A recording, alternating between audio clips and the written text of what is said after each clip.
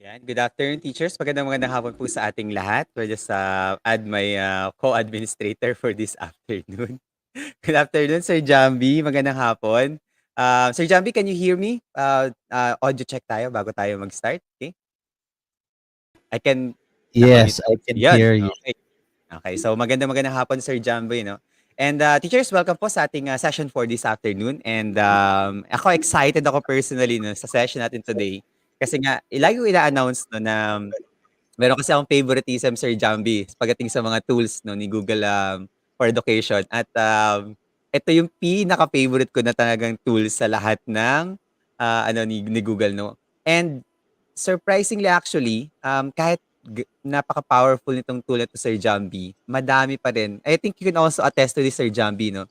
Na kahit pag ganitong tool na to, medyo kukonti pa lang or hindi masyadong popular no among our teachers no lalo na pag sa pag sa para sa distance learning kasi syempre ang mga go to natin tools natin like syempre sa Microsoft or kaya Google Classroom etc. no pero kukonti lang yung nag-explore or gumagamit ng Google Sites. Okay, pero Sir Jambi ikaw when you encounter Google Sites anong iyong first impression? Ako, yun nga, prior to actually seeing how it works, ayun, totoo yung sinasabi ni Sir Franco. Bukang bibig ni Sir Franco yung, yung Google Sites. So it got me interested. Tapos yun nga, hindi naman siguro lingid sa kaalaman ng mga kabatch ko sa batch 3 na kahit nakalista ako, hindi naman talaga ako naka-attend, nakapanood, etc. So, nung finally the break, nakita ko yung Google Sites, tapos nakita ko pa doon sa sa isang webinar natin with a school.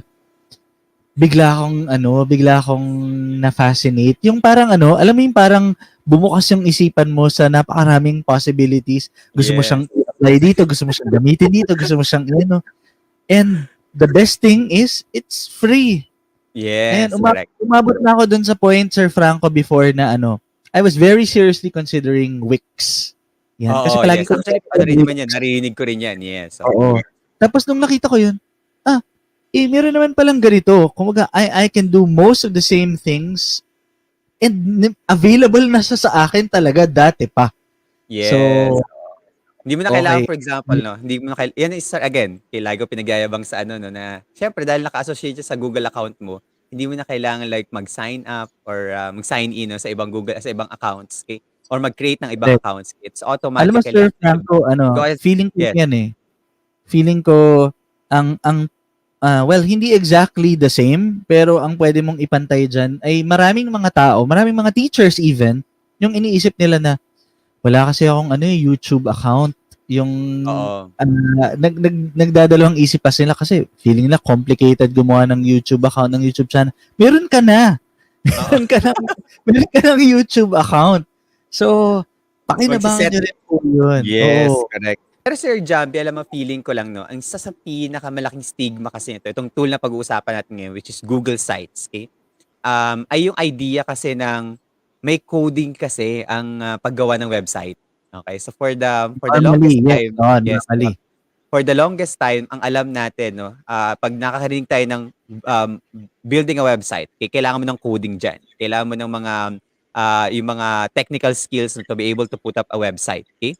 Pero ito na nga yung kaya ako nagustuhan si Google Sites kasi yung hindi ko kayang matutunan kasi sobrang complicated yung mga coding, yung yung mga technical skills na kailangan mo talaga mag-training to be able to do that, okay? And again, marami tayong mga teachers din, no? And actually mga kaibigan ko na talagang gumagawa ng website from yung coding talaga, no? Pero ito, it allows you to build a website without coding. At ang pinakamagandang ginawa nun is that it opens up yung nga sabi mo kanina nun, the possibilities kasi hindi ko na ngayon kailangan na kailangan itong mga technical skills na to, but I could put up like a website competitive enough, especially sa edukasyon or sa pagtuturo. No? Kaya, Sir Jambi, ang title natin for today is Building Virtual Classes Using Google Sites naman. Okay? Kahapon, last time, Thursday, we talk about building virtual classes using Google Classroom. Okay, so for this time, ang gagamitin naman natin ay Google Sites. But before we do that, before tayo pumasok siguro at i-introduce ang ating speakers for today, we have 3 speakers for today, and all Wow. are Google certified educators. Okay. Let's first, no? Let's first greet our teachers, Sir Jambi. Siguro mag-start tayo with a very quick shout out for our teachers. Please, teachers, type in your names, your locations, okay, your schools, okay. But I'll start, Sir Jambi, with the schools of our speakers for today. I'd like to do a shout out to the following schools. If you are from these schools, teachers, no, we have from Angeles City National High School. Okay, shout out to all our teachers Wow. from there. We also have from Mapandan National High School and from Upper Saan, Sir Bikutan Franco, yung National. Mapandan? Mapandan is from Pangasinan, Sir Jambi. Yan. Pangasinan North. Yes, oo. Oo. Sa Panorth to. Okay? Pero sabi yung speaker natin, malapit lang daw to. It's like, it will take you around 2 to 3 hours to go there. 2 hours if by car. No? So malapit lang. Okay, so shout out to all those schools and for also allowing no your teachers to share their Correct. expertise for today. So maraming Ang salamat. So masasabi ko, Sir Franco, sa mga schools na yan, on one hand, maraming salamat for allowing your teachers to share with other teachers today. Pero on the other hand, congratulations din dahil sa 3 teachers nyo na yan na magiging asset ng inyong mga yes, paaralan. correct. Oo. At sana sana mas ma-recognize pa sila kasi doon talaga sila madaming pwedeng ibigay itong mga teachers na to. Sometimes yung talagang opportunities no hindi masyado nabibigay pero hopefully more opportunities will be opened for them. Like for example like this one. Okay? So let's start our shout out with of course no from Miss April Bongay, our one of our speakers also in Kaagapay Teacher Support, who gave no the introduction to Edmodo last time, Sir Jambi. April Oh, from City, yan. Kapangalan niya ang April series natin. Go ahead, Sir Jambi. sandali lang. Hindi Ay, ko na mamaya. siya. Hindi mo naman ako rin eh. Nawala na rin ako sa flow ng ano natin. Dahil umakyat na yung ating yan, Sige. kay Maghahanap na lang ako ng sige lang Sir Jambi. pag may I'll nakita follow it. akong may menu, ayan, syempre yung napili ko, hindi ko pa ma-pronounce. Eric Picheski. Ayan, watching daw from Iriga City. Good afternoon. Yes. Good afternoon din to Miss Donita Rose Lumibaw. Good afternoon po. Okay. Si Miss Marites Cumbe. Good afternoon from Nueva Ecija. Good afternoon din po kay Pastor Manny. Always, no, Pastor Manny, we're always thankful for always having you here at Kaagapay Teacher Support webinars. Okay? And then, ayan, pasensya na po kayo. Maraming mga good afternoon ha. Good afternoon din po sa inyo. Ayan, nagkataon lang po nalulunod na kami. Ang dami. Ang bilis eh, grabe. Miss Fe, Batikan Tunyakaw, watching from Lapu-Lapu, Cebu. Wow, hello po. Sir Jambi, no, nakakatawa lang na halos mag 1 year pero hindi pa natin ito ma-master tong skill na to. Yung pag-screen, pagbabasa Correct. niya sa live chat. Kasi Ang bilis kasi may mga talaga. taong magaling po, no? May mga taong Yes, magaling. oo. May mabilis na talaga mag-manage pero kami talaga, pero ang bilis lang kasi talaga teachers umakyat ng live chat na. Tapos, good afternoon to Sir Cleo Jude Joaquin. Isama ko na rin po, Sir Jambi, si Sister M. Navarro from Immaculate Heart of Mary College, Parañaque. Always watching us as well, no? Sister Navarro, for quite some time. Ayan, at dahil dyan, dalawa din yung babatiin ko. Una si Teacher Liz, watching from SVFES Macabebe East SDO Pampanga, and si Miss Cynthia Fernandez watching naman from ito yung Mapandan National High School. Taga Mapandan. Yes, support for our speaker for today. Good afternoon to kay to Sir Michael Mesa and also to Teacher Edenel Laurel from Caloocan City. Ayun, Sir Franco, si Miss April, sabi niya, tried Google Sites to create my educational portfolio. Wow. Yes. Share niyo naman sa sa comments. Kumusta? Ganyan. Baka may mga pampa ano kayo, pampaengganyo sa ating mga Yes, correct. manonood Ay, ngayon. Sir Jambi, magandang idea, no? Why not? For those who have tried Google Sites already, please put in your Google Sites links, no, in our live Puwede chat rin. para other teachers could actually also visit at makita po nila yung ganda ng ating ng Google Sites. By the way, Sir Jambi, ang ating pong website for Kaagapay Teacher Support was built using Google Site, no? So dun nag-start 'yan, yung So, pagmama matagal niyo na palang ginagamit, 'di ba? Matagal niyo yes, ng at nakikita, matagal ayan. na, oo. Nandun na talaga. Diyan tayo din nag-start, no, na mag-build ng mga resources natin. Okay? Sir Javi, siguro we can continue later with our greetings. So medyo Sure, madami sure. na po. And it's already, we can now welcome our first speaker for this afternoon. Pero gusto ko lang din sagutin. I have couple of questions kanina na nakita rin on certificates. Yes po, we will have a certificate Meron, 'di ba? for Meron ito. this afternoon. Yes. So please wait for the evaluation link that will be given at the end of this session. Answer the evaluation and you will be given your certificates accordingly in 5 to 7 days. Okay? Ayan, Sir Jambi, I have the honor, no? Okay, we'll have three speakers for today. And they will be discussing, no, parts of Google Sites. Okay, there will be an introduction. The first one will be introduction. We will also have a demonstration and also showing of an example ng pag Google Sites. Okay, para po talaga Wow. makita nila. And of course, after dun, Sir Jambi, we will have a panel discussion towards the end, okay, which is around 1:45 to 2 p.m. And hopefully our teacher could still stay because that's the time we're going to answer all 2:45, your sure. questions. 2:40 Yes, so 2:45 sorry, to 3. 2:45 pala. 3:45 to 4 p.m. yung ating panel discussion. 3:45 pala, Yeah, okey, 3:45. 3:45 to 4 p.m. Because so, pag mga teachers may mga questions kayo, you can already ask that in the live chat, okay? Kasi marami po tayong Google Certified Educators na nasa live chat natin ngayon, okay? At handang tumulong po sa Correct. inyong lahat, no? Yes, okay? Pero kung hindi niyo po, for example, kunyari, the question is something you like to address to the speakers, you might want to keep that question for a while and we'll answer that during the panel discussion towards the end of this program. Okay? Correct. Yan. Sir Jambi, maybe you could now introduce our first speaker for this afternoon. Okay? Let me Sure, sure. share my okay, our screen. By the way, Sir Franco, baka dun kasi sa ano mamaya sa ating panel discussion, baka hindi na ako makasama. So, ayan, dumaan lang po ako. Hello, hello po sa ating mga kaagapay. But it's an honor for me to introduce to you our first speaker for this afternoon. Again, for in our continuing April series all about Google for education tools. Our first speaker is from Angeles City National High School.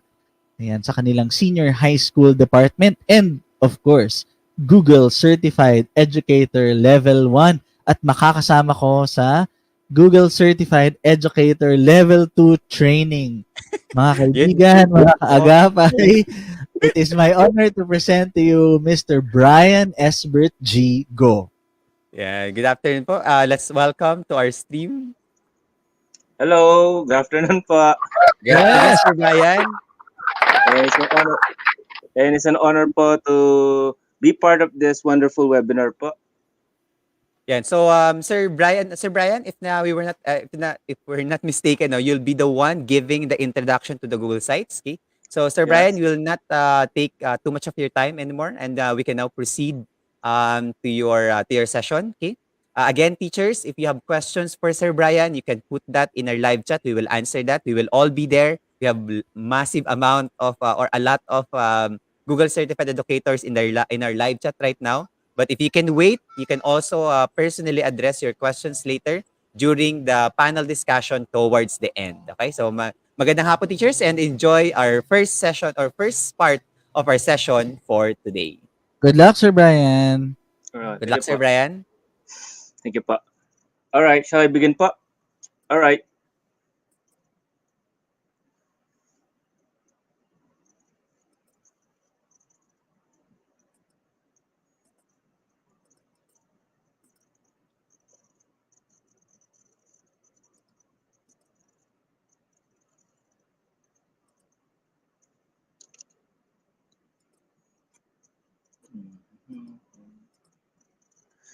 All right. Good morning. Good afternoon. My name is Brian Esbergo, and I will the one who introduce to you now about Google Sites for education. And together with teacher Mila and teacher Sarah, we will present all of the information, tips, techniques, as well as step-by-step application with the Google Sites for education. Okay. Objectives of today's webinar is at the end of the course, participants should able to understand what is a web page and web page creator, preferably for beginners, especially for those who have not yet experienced how to create or design their own web page, develop their own web page projects using Google Sites, especially for educational purposes. Especially right now, we are in long distance learning, and we need we need to create some alternative ways to promote education, and that is to create a web page just for educational use. And also, if you already have your own Google Sites or you already create one, you could share your own web page projects to anyone with links, including to the presenter like us and to others like you for viewing as well as for application and for utilization as a supplementary use for educational purposes. Now let's begin first. Before we continue Google Sites, we need first to understand the words as well as some aspects about web page in order for you to fully understand what this web page is all about. In order for you to create a web page or a website with great competency as well as great knowledge and awareness on how to create a very informative web page. Now, what is a web page? When we say a web page, I know that some of you are thinking that web page and websites have same words, but here are the difference. When we say web page, it is a document which can be displayed in a web browser such as Firefox, if you're familiar with that, Google Chrome, Opera, Microsoft Internet Explorer, which is very popular, or most commonly now, or most modernly known as Edge, as well as Apple Safari. It is simply called page. Now, there's we call it the word known as website. When we say website, it is a collection of web pages which are grouped together and usually connected together in various ways, often simply called a site. Now, if you be asked what's the difference between the word web page and the website, when we say web page, it means it's just a single page, a single location. When we say website, it's a group location or a group web page. That means when we say web page, it's just a paper with some information. But if you group together with a paper, then it is a book. So that's why website is a book. So the difference, web page is just a single paper with an information, while a website is a group of pages like a book. So that's the difference between the web page or simply the page and website or simply known as site. Now, when we say website builder, and that's what we're about to use right now, is a software or a program that helps you to build your own website or web page. It makes easy, like us or for the beginners, to create your own website with a little effort or coding skills. By applying its features such as ready-to-made templates, pictures, also some drag and drop features, anyone, especially for the beginners like us teachers, can create a professional-looking design sites with less coding or programming involved.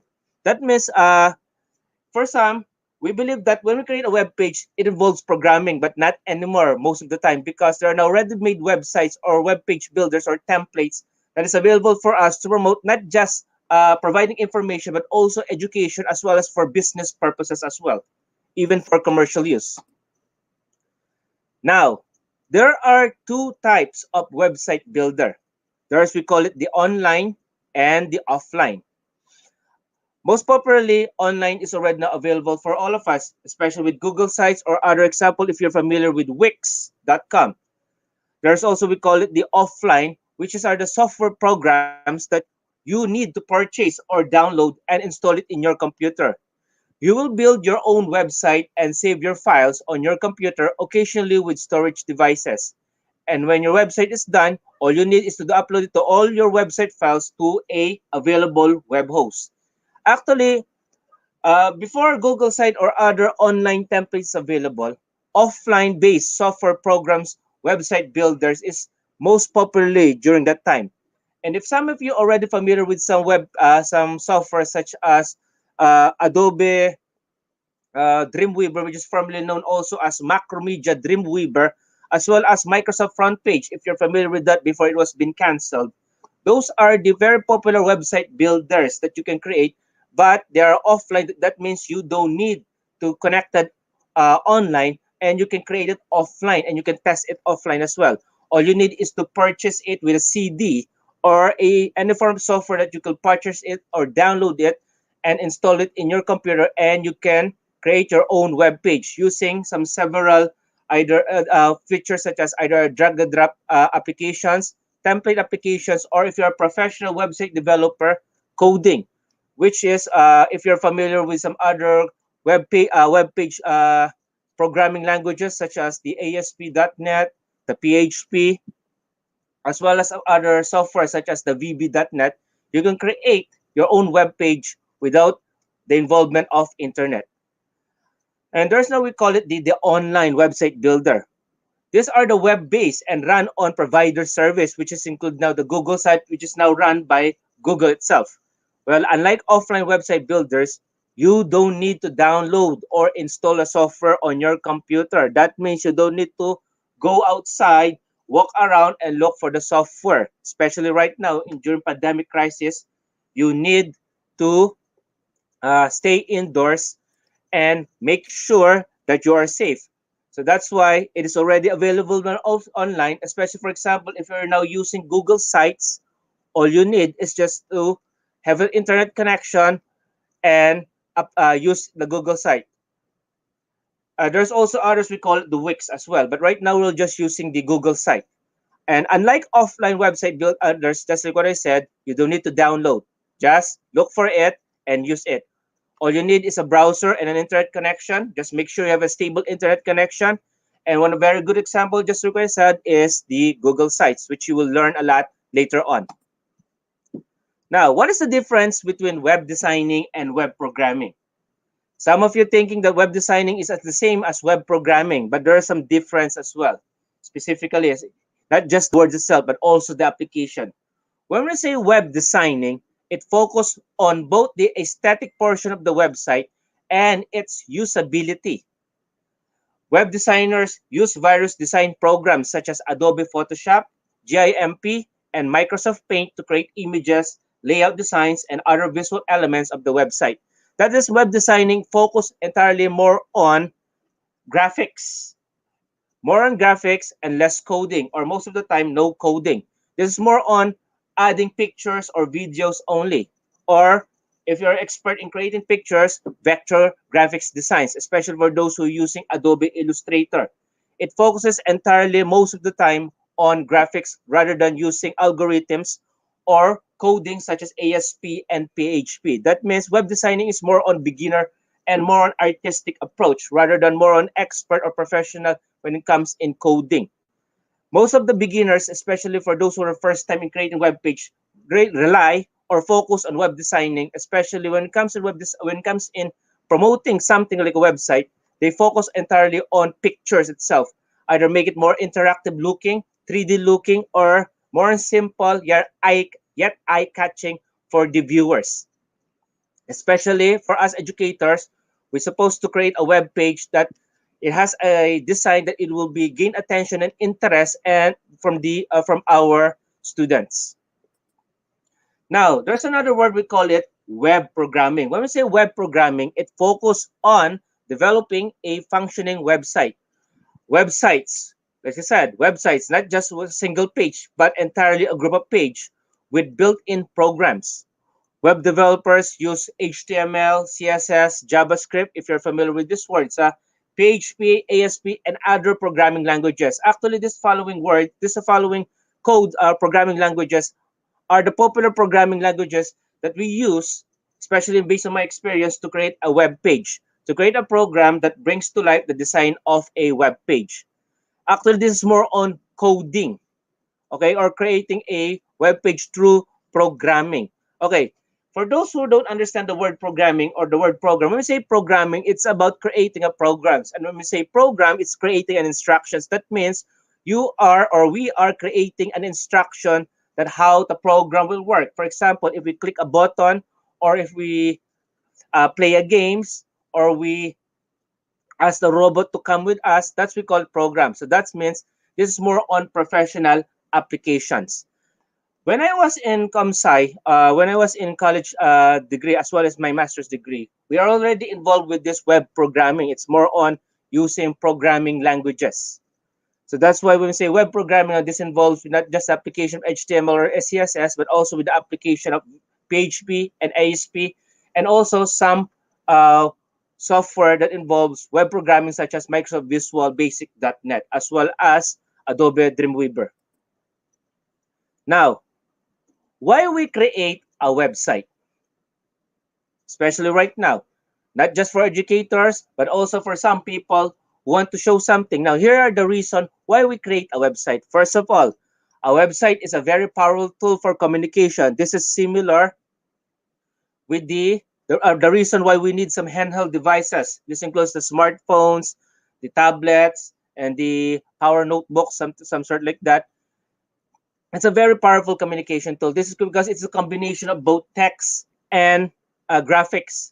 Because we create a website to share some information, to share something that we want. For example, we want to commercialize something, we want to teach something, or we want to share some information to educate someone. A website is a unique way to connect with the world. And similar to the first reason, it's a powerful tool for communication, and you want to connect with the world to communicate with them. For example, you want to share some information from other countries, from Philippines to United States, or from Philippines to Korea, or to England, or to Canada. We could share this information you want by creating a website. This is similar also the reason why uh, Mark Zuckerberg created Facebook, to share information with the world using Facebook. A website offers different possibilities you can do. All right, you can do what different possibilities? Different possibilities on how we will going to communicate. This is why it might be involved with to educate, to commercialize, to sell something, to promote something, or to advertise something. A website provides a mass media communication. That means you can communicate with them using by sharing your own pictures or your own video. When we say mass media, we're involved with the applications of some graphics, preferably with the use of sounds and videos.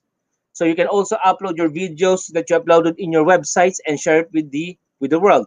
Example, if you're a TikToker or you want to share some instructional videos to the world, then a website can help you to provide your media-based information to the world.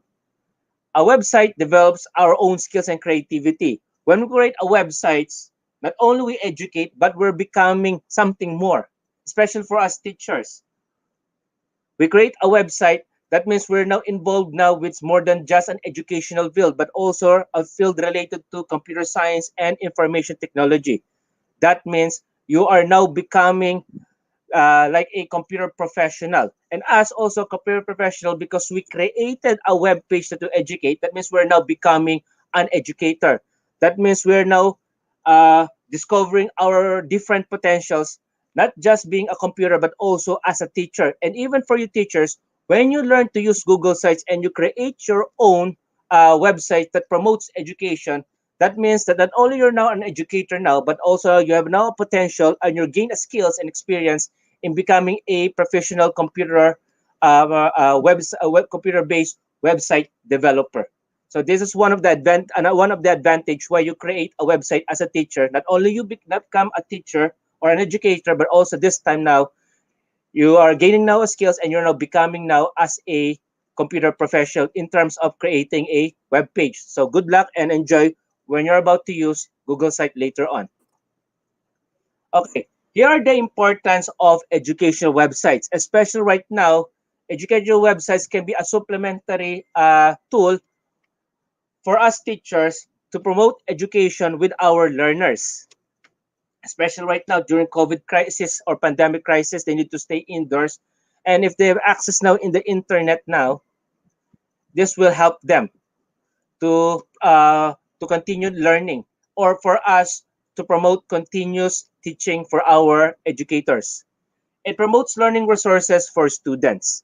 Using a website, it will provide a continuous or promote continuous learning experience for the students, especially if we create a website that will provide them both interest as well gain their attention to continue their learning.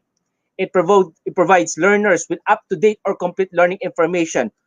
When we create a web page, we need to make sure that all the information is up to date, especially if some of us already stay indoors. That means this website will help the students to be up to date to any happening right now. Especially that's the reason why there's we call the Yahoo News, the Google News, and also there's some news or some streams that has been involved in Facebook.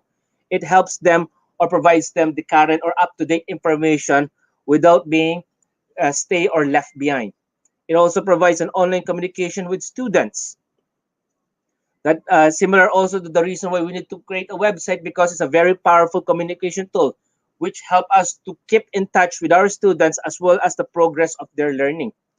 It improves and create a sophisticated classroom. When we create a website, we are similarly or almost creating a virtual classroom to our students. That means we create something interactive that's very exciting and provides a students enjoyable learning experience. It improves and creates it provides students with easy to follow instructions. When we create a website, it helps the students uh, to follow. It helps the students able to follow and easy to learn to some instructions or tasks that we provide to them. It makes the students become a critical thinker. That means when we create a website, it's give us an opportunity to create some tasks, assignments, or instructions or projects that allows the students to learn something, how they will solve something. That means they will become a critical thinker. That means it will also help them to discover their own full potential as long as all the information that we place in the website will help them to uh, gain information and learn a lot. And it promotes a continuous education, which I already said it before. Website will provides a continuous form of learning experience for the students, especially during the COVID crisis. Now, when we say website template, which is actually what you are about to apply it later on with Google Sites, is basically a pre-made web page or collection of web pages of your choice that can be customized or changed with images, videos, and other style elements to create a website or a complete website. That means these are the ready-made materials that will provide us quick and easy to make websites. Actually, these are already made up, provided with us. It depends what are the available designs, and it's up to us. These are the ready-made videos, ready-made images, templates, fonts, designs, and ours and some spacing. That it's up to you. Either you want to leave it that way to use it, or you want to change it. It's up to you, but with the little changes involved. So that's why they call it website template. That means these are the ready-made materials for you to use that will serve you as an additional material to create a website easily, or will serve also as a guide if you want to create your own from scratch. Now, let's begin now to know about what is Google Site. Google Site is a program or application for Google, which about we are using right now, allows the user like you to create your own website with no or less programming or design skills required. That means that Google Site helps you to create a website, especially for beginners. Especially, for example, you teacher with no or less involvement with programming or web designing, this will help you a lot. And Google Site is under Google, so make sure you have your own online connection. So that in order for you to enjoy how to use Google Site. Google Site involve less programming. That is, it is more on like drag and drop, and it's more on, and because it has a many ready-made templates, you can enjoy in creating or using a Google Site. What are the things that we could add in a Google Site? Text, using text box. That means that you can write your name, your information, all the details that you want to place, your lesson plan if you want. And also that means when you say text, there are some uh, templates that allows you to use, which includes fonts that are already ready-made available but only limited. There's also we call pictures and images that you can also add using your Google Drive or search, or you can just simply upload it from your computer. You can also add videos using YouTube search. And also you can embed codes using HTML or hypertext markup language. Okay, if you're not familiar with hypertext markup language or HTML, this is a very popular language tool that used to create your own or design your own web page. So that's why they call it hypertext markup language. It is a designing based language tool. Now, what are the advantages of a Google site? First of all, it's free. One of the advantage also, we call it the online based template or online based web development tool, as long as it is free. There are some they're in trial version, and some requires you to use also some you need some Google account. Yet it's up to you which one you want to use. But right now we will now use the Google site, which is very easy and most of all is free. But make sure also you need a Google account as well as a fast working internet connection. Another thing is fast and easy to edit. Later, we will demonstrate to you how to use Google Site, very easy and very fast. And later also, I will also to show you also some examples of my Google Site. Uh, there's no programming or database skills required. That means, just like what I said, it is less coding involved and more on designing. Another advantage is ideal for beginners or newbie like us, or for teachers who wants to build a website for the first time, especially for those who have no experience in programming or creating or building a web page. No software installation required. Unlike other softwares, such as what I told you, like Adobe Dreamweaver, it requires no software installation because it's already now built in Google Sites, in Google, because Google Sites already now part of Google as long as you have your own account. It is already integrated with Google Apps. That means you can also use other tools or other materials that you created with Google Docs, such as Google Docs, Google Slides, and Google Sheets that you can able to add it in Google Sites. Creator can access tools anywhere. As long as the creator has an access in the internet, they can access the sites that they create everywhere with their mobile applications. Creator has a full control of the web page access and permission. That means it's up to you. If you create your web page, it's up to you who can access it and who can edit it. And the function as a basic project manager. That means, for example, you want to build a web page for your company or for your team. There are some templates already made available, and it's up to you how you will strategize this that will help you to manage something. Like you want to manage your own classroom. You in terms of promoting a continuous education with your students, then Google Site could be a supplemental tool for you. And before we continue, I want to show you some sample of my Google Sites.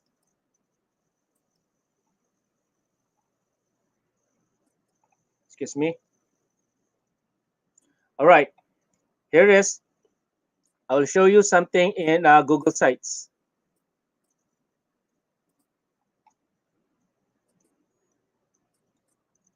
All right, this is the beginning page of the Google Sites. Sir Brian, I think Yes. the page is not yet shared. We can't ayan, okay na. All Ayan, right. sir. Can you see it na po? Sir, to confirm lang po, have you seen it na po? It's showing now. Yes, sir. We can see it. All right. Here are the web pages that I created, which it promotes education. Okay, let's begin with computer studies that I created here. I'll just simply click it. It's very a little bit slow, but patience is a virtue. So just like what Captain America said in Marvel Cinematic Universe, patience. All right, here is the user interface of Google Sites, which I'm showing it right now. Which later also, with my fellow educator, will also demonstrate how to use Google Site with you guys.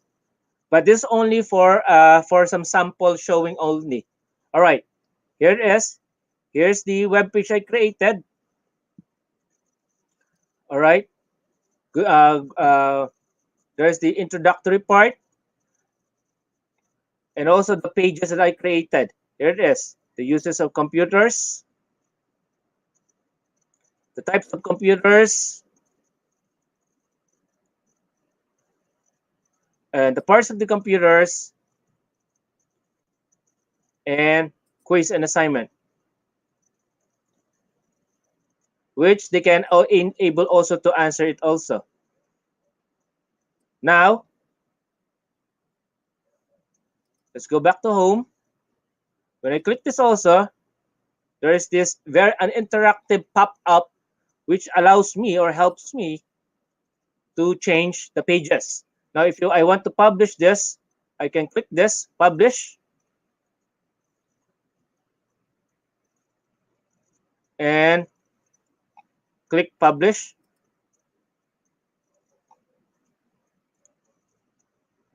There we go. This is the, all right. Now to publish it, I'll go to click view the published site. Here it is, the published site. Okay, Sir Franco, I want to share this link to the viewers also. Can you also help me to share this also, because it's also the first time I've used StreamYard, sir? Copy. I'll place it in there in our uh, chat box. Here it is. Here is the published web page that I want to share with them. Can you share it also with the others, Sir Franco?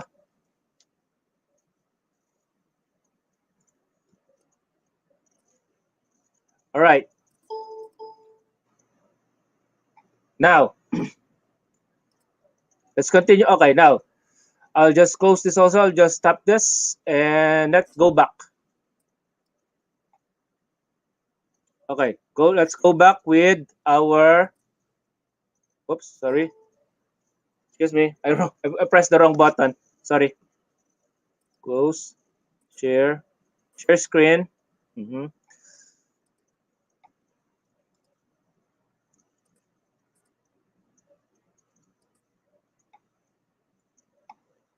All right. Now, the disadvantage of Google site is there are some limited functionality compared to the other website builders due to its focus entirely on templates. Not a really good website for business, not enough customization because it's just only a templates. But it's up to you if you want to add more, if you're very creative, especially for some vector graphics designers. Apps only limited to Google Apps only. Some apps outside Google Apps may be inapplicable. That means it's best if you use only Google Apps only, such as Google Docs, Slides, and Sheets. The site of URL must begin with sites.google.site, which is too long for a website, and it requires internet connection. That means it requires you to use a very fast working internet. That means if you lose your connection, that will be a problem. Now, to end this our presentation, to my introduction, here are the tips in making a website or a web page. First, plan your web page preferably on a piece of paper. Start with a clear navigation and a brief introduction. Use a right conversation and clear and eligible text for your own introduction, as well as providing information, especially for us teachers. Provide all the relevant information needed, especially if you focus on a certain topic that you want to teach, especially for teachers. Make sure that if you create a web page, not too much extravagant, not too much exaggerate. Make sure it is clear, concise, yet it catch the interest and support from your viewers, especially from your students.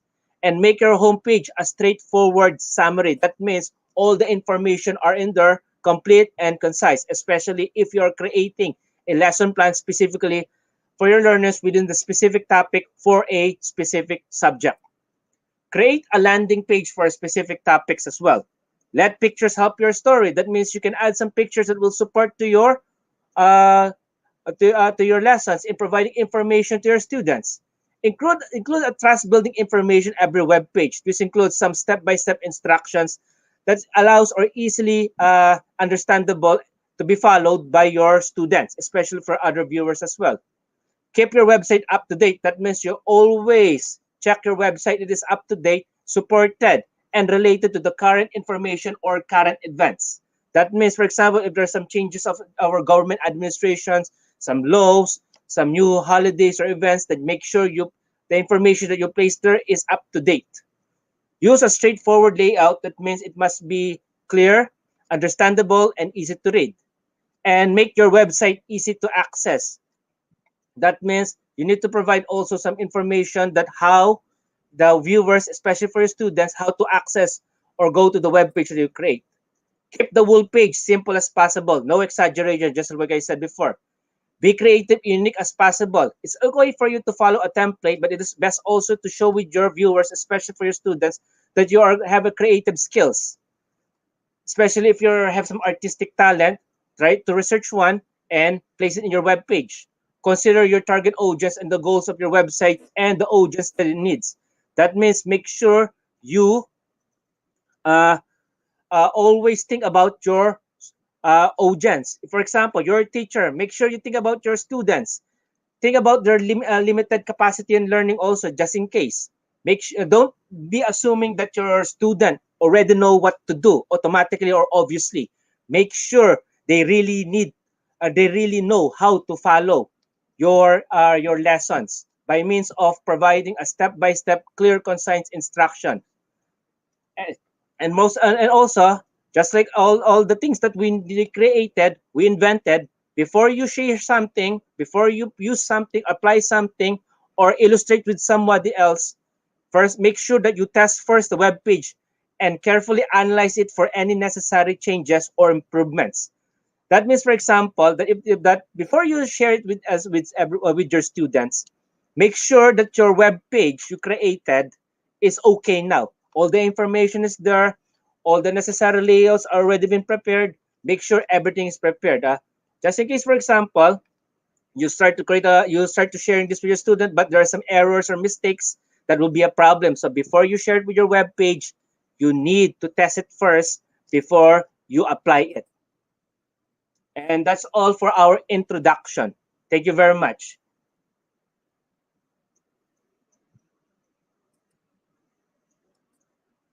Thank you, maraming salamat Sir Brian, no, for that very comprehensive introduction to our Google Sites. Okay, so we'll be saying goodbye first to Sir Brian, and we'll have the no. If you have questions to Sir Brian, please take note of it first.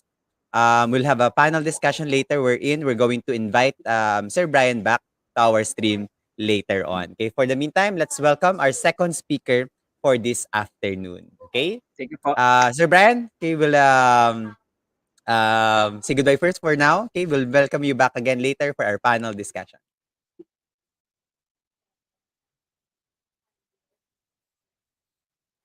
Okay, so teachers, no, before I actually, before I, before I go to our second speaker for today, I'd like to clarify some things. Then, no, I'd like to add then to what Sir Brian already mentioned to you. All this very comprehensive, no, all of the things that has been mentioned by Sir Brian are precise and true, no, about Google Sites, okay? Pero tandaan lang po natin yung mga ibang bagay, no. For example, um, tama, no, yung si Google Sites, okay, ay isang free application, so you can access that. Web browser lang po siya. Wala po kayong mobile application ni Google Sites, no. So although lahat ng gagawin niyo pong Google Sites can be opened um, via via mobile, okay? Wala po tayong existing na mobile applications, okay, for Google Sites, okay? Pero pag magbi-build kayo, teachers, so if you're going to build, you need a laptop or a desktop to do that, no? Para mas maayos po yung pag-build natin ng websites, okay? And I also agree na to what Sir Brian said, no? When you build your website, always be clear exactly what the website is for. Kailangan na, for example po sa ating mga teachers, no? Alamin po natin exactly ano yung subject natin, ano yung learning goals natin, etc. No? Because all of those things should be your priorities more than the tool. Okay? So hindi po, for example, pwede na gumawa na po tayo ng website, saka pala natin iisipin, ano nga ba ang learning goals ko? Ano nga ba ang objectives ko, no, para sa paggawa ng website na to? Okay? And kanina meron ding isang question na I'd like to address na rin, okay, before I introduce our second speaker. Pwede ba itong gamitin ng mga estudyante natin? Pwede po, teachers, no? Napakagandang tool nito for our students. You can explore portfolio assessments. You can explore them building a website for their projects, okay? For example, instead of submitting a PowerPoint presentation, you might want to ask them to showcase, no, their projects or ano, no, to show their skills, okay, sa Google Sites, no? And gusto ko lang din i-emphasize, no, nasabi rin to ni Sir Brian kanina na ang pinakamaganda about Google Sites teachers, no, and actually websites in general is that yung mga media niyo teachers, no, yung mga nilalagay niyong content are embedded in the website. Ibig sabihin ng embedded teachers, when you go to the website, you can already see. For example, pag naglagay ka ng video, you can already see it there. Pag naglagay ka ng Google Form, you can already see it from there. Okay? Hindi mo na kailangan lumabas, no? Unlike for example, 'di ba, kapag nasa Google Classroom tayo, okay? Pag nag-post ka ng Google Doc, okay? Or Google Docs. Pag click mo yung Google Docs, lalabas pa siya, pupunta pa siya kay Google Docs, okay?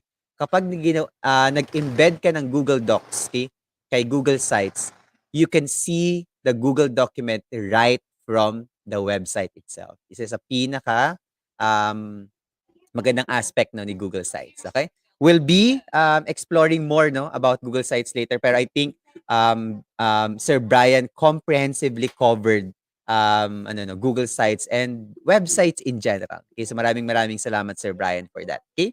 So let's now proceed to our second speaker for today. It is my honor and my pleasure, no, to introduce to you Miss Mila E. Bravo from Mapandan National High School, also a Google Certified Educator Level 1. Okay? She is a teacher 3 at Mapandan National High School, Mapandan, Pangasinan.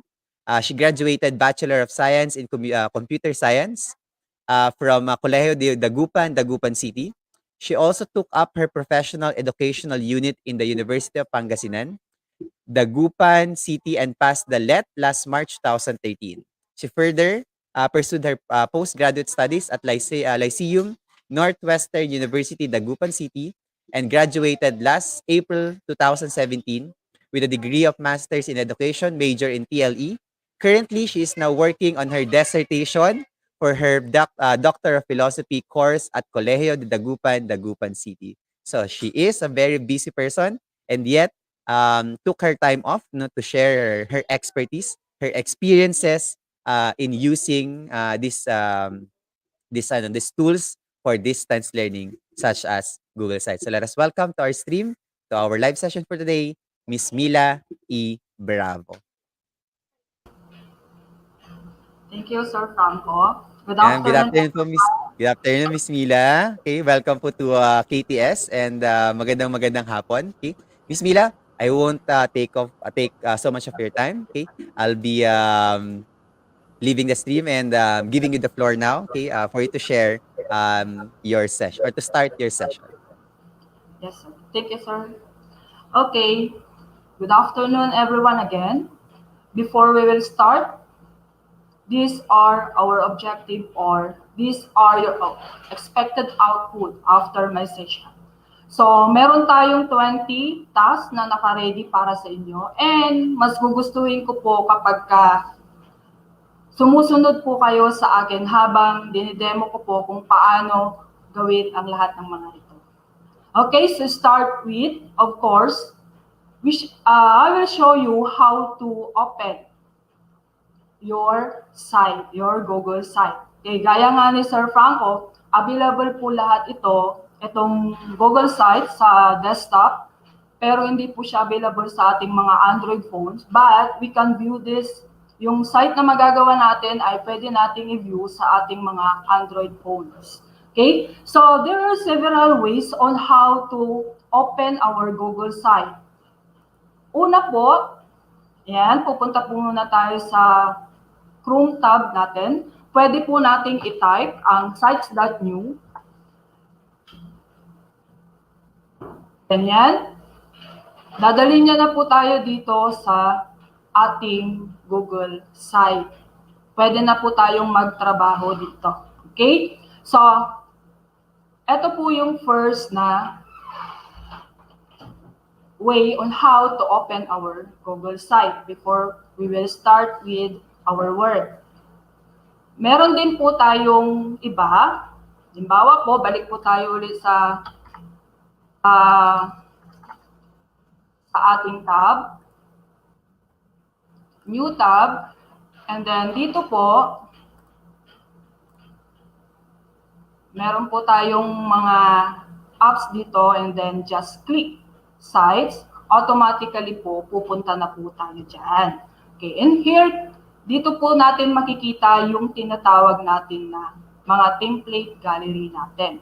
So kung titignan po natin ang ating first task is, we should create a site via template. So gaya ng sabi ni Sir Brian kanina, ang template po ay yung mga naka-ready na po sa atin na pwede nating gamitin appropriately doon sa purpose ng ating paggawa ng sites. Okay? So, pagka-click po natin dito, there are several categories of templates that we can use.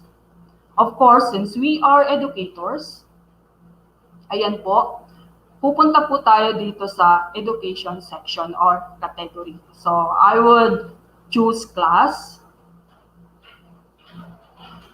Just click po and then antay lang po tayo ng a minute or a second and then andyan na po tayo.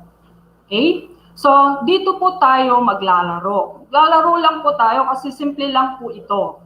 Mas maganda po kung naka-open na po tayo ng ating desktop para mas at the end of our session ay meron po tayong makikitang output na masasabi ninyo sa sarili ninyo na ganun lang pala yun. Akala ko napakahirap. Unlike po nung time namin, nung kumukuha pa po ako ng computer science, talagang bibiyakin mo po yung ulo mo para lang makagawa ka ng site na mga ganito. Pero ngayon, just drag and click, and mga ano lang, i-embed mo lang, then meron ka na agad na website. Saglit lang po siya. So to begin with, after nating naka-create ng site na natin via template, yun na po yun, we will name the site and then the document.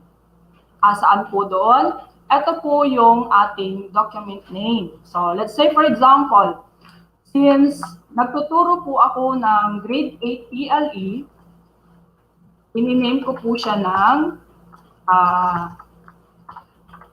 grade 8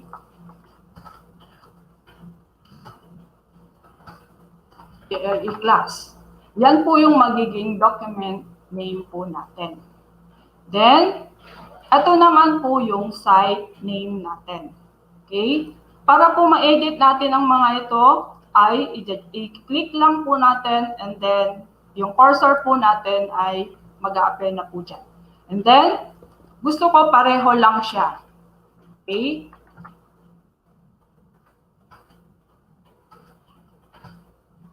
Pero kung gusto nyong baguhin, pwede din po. Nasa inyo na po yan kung ano yung preferred ninyo na naayon dun sa site na gagawin ninyo.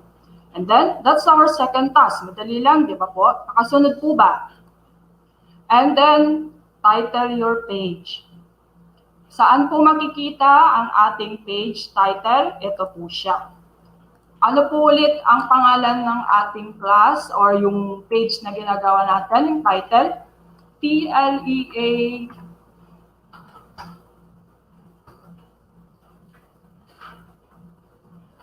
Yan. Po. So, meron na po tayong document name, meron na din po tayong site name, at meron na din po tayong title.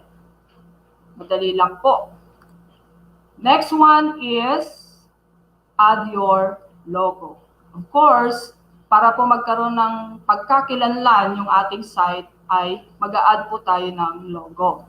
So, to add your logo, once na nag-appear po dyan, nag-click po kayo dito, madali lang po siyang madidetermine kasi meron na din po siyang text dyan na add logo. So, just click it, and then, pwede po kayong mag-upload from your computer, kung saang file folder po nakasave ang mga yan. So let's say for example, meron akong dinownload dito kanina. Yan ang gagamitin ko for example. And then, andun na po siya. Kung titignan ninyo po, nandoon na. Okay po? Meron na po siyang logo. And then, ano po ba yung next na task natin? After we will create our logo, we can create and use our favicon. Ano po ba yung tinatawag na favicon natin? Siyempre, pag from the root word itself, it's our favorite icon. Okay. So, saan po ulit tayo pupunta? Pupunta po tayo dito or pwede din po tayong pumunta dito. So, kung papapansin nyo po sa ating settings, meron tayong navigation, brand images, viewer tools, custom domains, analytics, and announcement banner. Okay? So, pupunta po tayo dito sa brand images kung saan nandun din po yung logo natin. And then, sa baba po nun, scroll down lang po natin, then meron po tayong favicon doon. Pwede po tayo ulit mag-upload or select. Ano po ba yung favicon? Ito po yung nag-a-appear beside the URL site of your site kapag nakapublish na po siya. Okay? So, mag-select po tayo. Kunwari,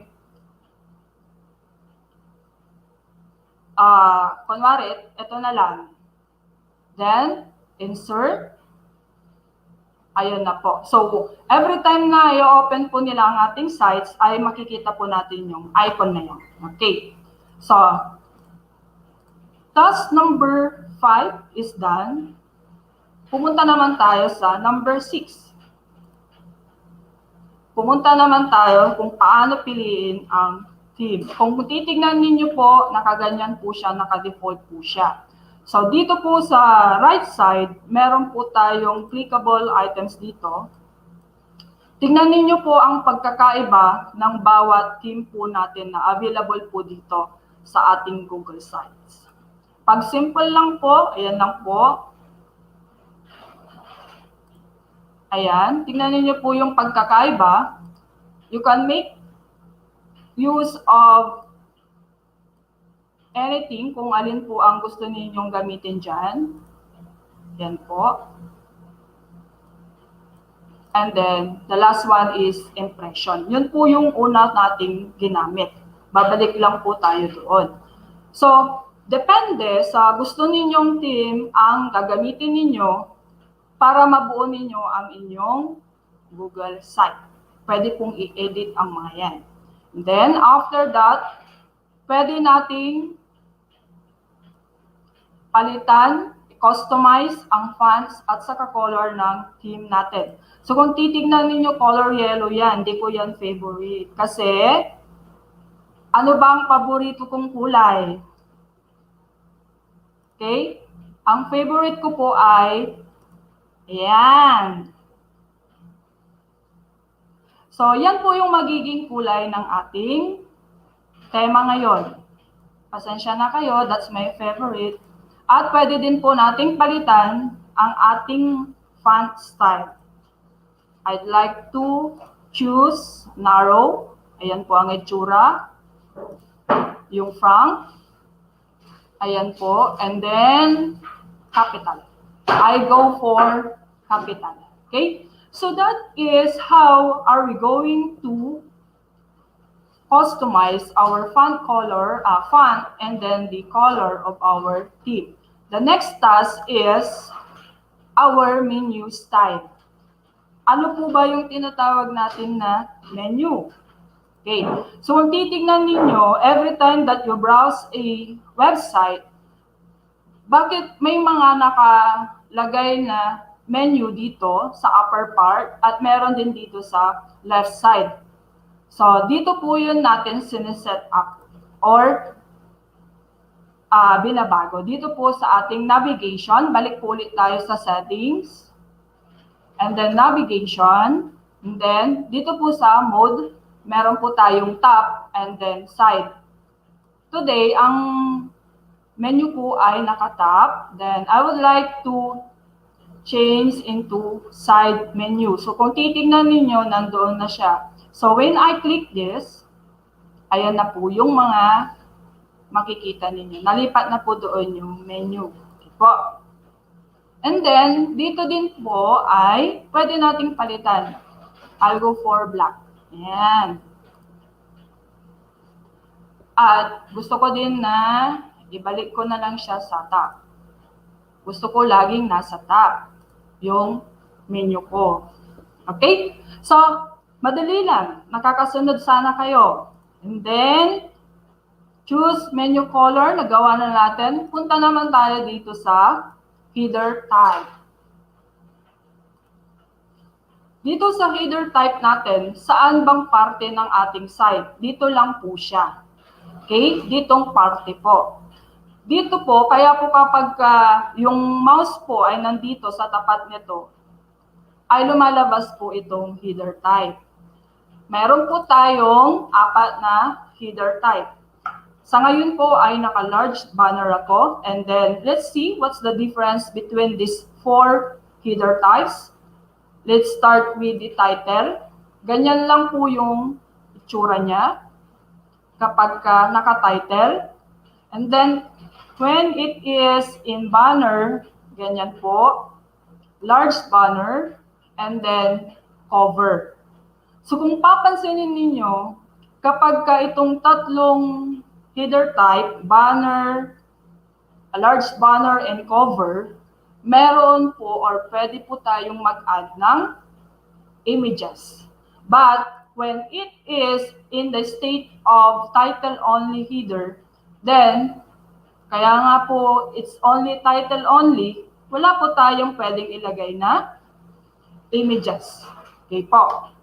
So, balik ko na sa large banner para mas magandang tignan. Then, what is our next task? Next task is undo and redo. Undo po ito. Ano po ba ang kailan natin ginagamit ang undo? When we need or when we want to return yung ginawa natin na previous. Last action natin. That is undo. And then, redo naman kapag gusto natin siyang ibalik sa dati. Okay. Pwede po natin ditong gamitin yung usual na shortcut, of course, kasi para hindi po tayo laging nagkiklik ng mouse, pwedeng Ctrl-Z, pwedeng Ctrl-Y. Pwede po. Applicable po siya dito sa Google Sites. Okay po? And then after that is, of course, yung pinaka-importante, isa sa mga importanteng gawin natin, dapat nating malaman ay yung preview site. Ito po yun. When we preview site, titignan po natin kung ano po ba yung itsura ng ginawa ninyong site doon sa actual kapag pinablish na po natin. So as you can see, meron po tayo ditong 1, 2, 3. Tatlong choices kung saan natin siya pwedeng i-preview. Yung naka-default po natin is in our desktop unit. This is for the tablet. Yung mga iPad natin, yan, dito na ganito ang itsura. And then of course, our most popular and most accessible na pwede nating gamitin is our phones, our Android phones. So kung i-preview nyo po, makikita nyo po siya. Ganyan. Okay? So automatically po, pag nagpe-preview tayo, automatic na nag-a-adjust yung ating Google Sites sa kung anong device ang ating gagamitin. Kaya nga mas madali siyang gamitin kahit na wala kayong background in programming, website development, wala kayong problema dito kasi it is just a matter of designing. Kung titingnan ninyo, kaya itong gawin, kaya ninyong makagawa ng isang site within an hour. Basta mabilis lang kayong mag-isip ng inyong design. At the same time, of course, when designing your site, always consider your audience and then the purpose of the reason why you are designing a site. Okay. So, that is how are we going to preview our Google site. And then, images in headers. So, gaya lang sabi ko sa inyo kanina ulit, When you opt to choose title only, huwag po kayong maghanap ng images ha. Kasi kahit na isang oras, isang araw na po kayo dyan, hindi po kayo makakapag-add ng image. So let's see, how are we going to add images in our large banner? Pareho lang po kung paano mag-add sa large banner, pareho lang din po sa banner and then din sa cover. So, punta lang po kayo dito and then meron po tayong option dito, change image. Pwede po tayong mag-upload or select image. Kapag mag-upload po kayo, pupunta po yan sa local drive po natin sa ating unit. Pero kapag wala pa po kayong file dyan, then you can exit and then you can select image, then meron na po tayong pwedeng ipalit dito na available at once. Pipili na lang po kayo dyan. Pero kung sobrang choosy po kayo, wala po kayong mapili sa mga ito, then you can search via Google. Yan, meron din po. Or kung may nakasave kayo sa Google Drive, pwede din po dyan. Then, sa shared drive sa inyo, kapag may binigay sa inyong gusto ninyong gamitin, yan, pwede po, pwede po. So, kahit saan ay pwede, kaya madali lang po siyang gawin. But now, I hope to choose this, and then just click on the image and then select. Automatically, nandyan na po siya. As easy as that po. Madali lang. Then, napalitan na po natin ang image ng ating header. Next one is how to edit our footnotes. Ito yung header natin. Meron na tayong header. Nasa taas, of course. Siyempre, ang footnote natin ay nakikita sa baba, pinakadulo ng inyong page. So, since this is a template, so meron na po tayong nakaabang dito, edit na lang. Then, click edit footer, then pwede ninyong palitan ito. Halimbawa, gusto kong palitan ng reserve 2021. Ayan. So, napalitan ko na siya. Then, pwede ko din siyang palitan ng background. Okay? Pwedeng ito, since paborito ko nga yan, at saka, para din mag-uniform sila doon sa header natin or sa ating site. Para meron tayong unity of color na ginagamit. Okay? So, that is how are we going to edit our footnotes. Then, section backgrounds. Ano po ba yung tinatawag natin na section backgrounds? Okay po. Balikan po natin ito, yung Google site natin. When you click on this, that is one section of your site. When you click again in this part, that is another section in your site. Again, in this part ay another section. So these are your section. So your website or your Google sites composed of sections. Magkakaiba ang mga laman yan. Depende sa need ng iyong Google site na dinidesign. Okay. So now that you know how or what are the section sites of your Google site, and then ano ba yung mga pwede ninyong gawin sa ating sections? Kunwari, nandito tayo. Sabi niya, section backgrounds, duplicate or delete, drag or move sections. Ayan. So kung gusto ninyong i-duplicate, i-delete kasi hindi nyo kailangan, i-drag kung kailangan ninyong i-move, and then gagawin natin.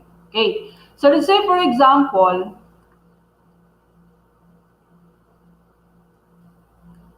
this is our section, one of our section. So in order for you to modify or to change the background of the section, nakikita nyo po itong tools dito. Once highlighted po itong section, makikita nyo po na mag-highlight or lalabas din po itong mga tools na to. Clickable tools wherein kailangan ninyo or makakatulong sa inyo in order for you to modify or edit the selected section. So since I want to change the background of this section, I would click the palette here. Naka-purple po siya. But I can change into image or into pagka pwede nyo kayong mag-upload and select image. So gusto ko naman blue o kaya mag-search tayo. Try naman natin mag-search sa Google. So try natin blue color. And so maganda to. Then select, click, and then select. Ayun. Ayan. So nakita niyo yung nandito kanina. While hindi pa po siya okay na ganyan yung nag-a-adjust po siya automatic. Hindi nyo na po kailangang mag-code. So siya na mismong mag-adjust. Buti pa siya nakakapag-adjust. Di ba? Okay? So, ayan po. Yung how are we going to change our background of our section sa Google site. Then, what about, halimbawa, ayoko to kasi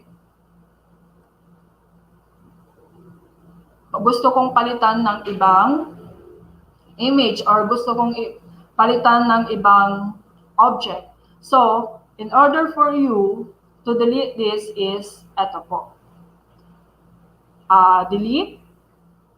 Ito yung trash, clickable trash dito. I-click nyo lang yan, then automatic na po na mawawala na siya.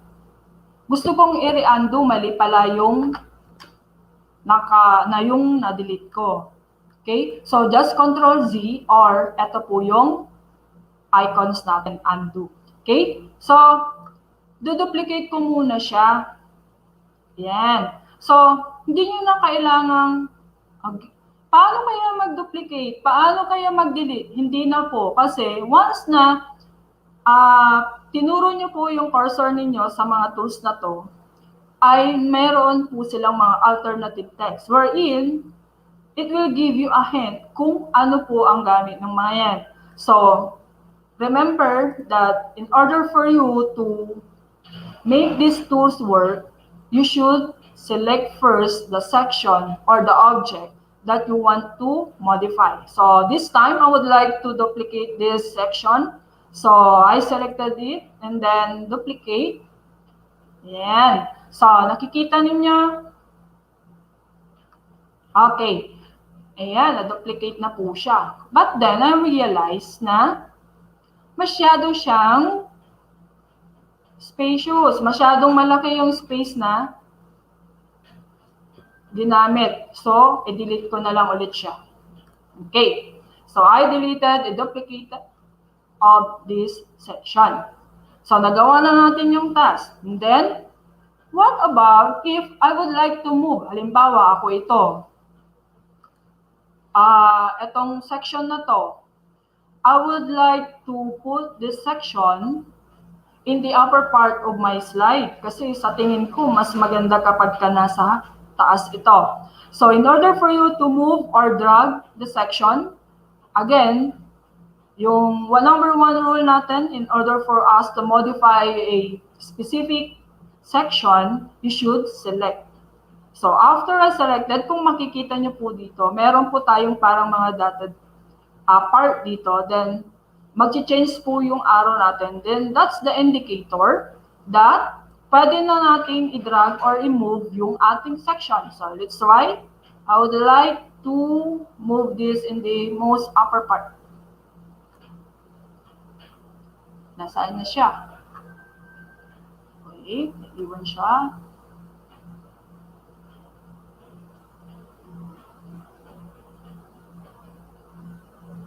Okay. Ayan na siya. Dito ko siya nilagay.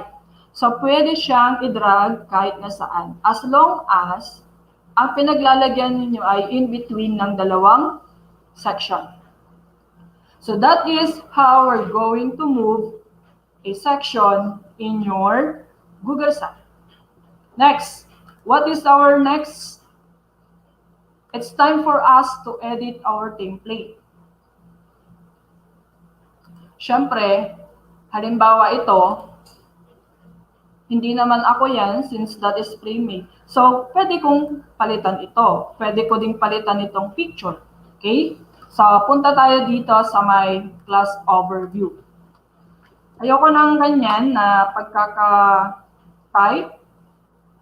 Gusto kong palitan ng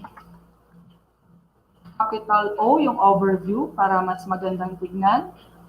And then, gusto ko din siyang palitan ng font type. So, just select and then, yan, you can make choose of whatever you want na font na gagamitin. Then, I would like to use Amarante. And then, I would like to make it as a, yan, para mas malaki ng konti at ma-emphasize siya. And then, of course, if you want to make it bold, ito po. Yan. So, italic, underline, and then this is the font color. If you want to modify further the color of your text, then ito po yung i-click ninyo, yung letter A dyan na may underline. So, let's say for example, green ito. Yan. Okay? So, kung mapapansin ninyo, every time that you select an object in your Google site, automatically all the tools that is applicable in that object is mag-i-enable po siya. Okay po?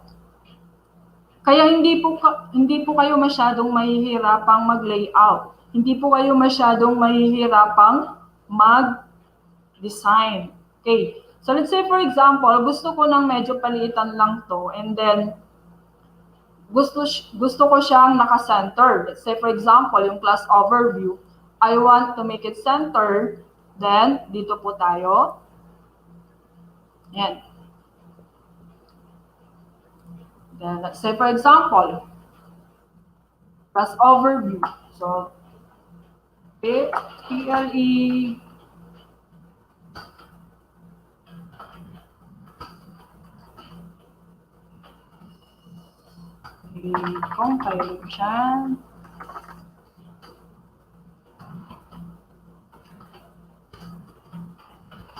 compilation of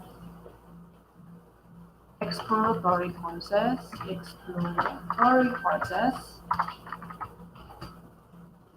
offered by Pandan National High School.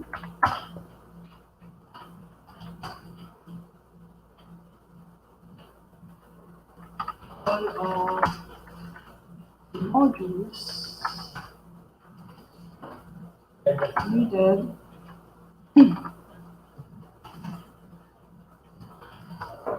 can be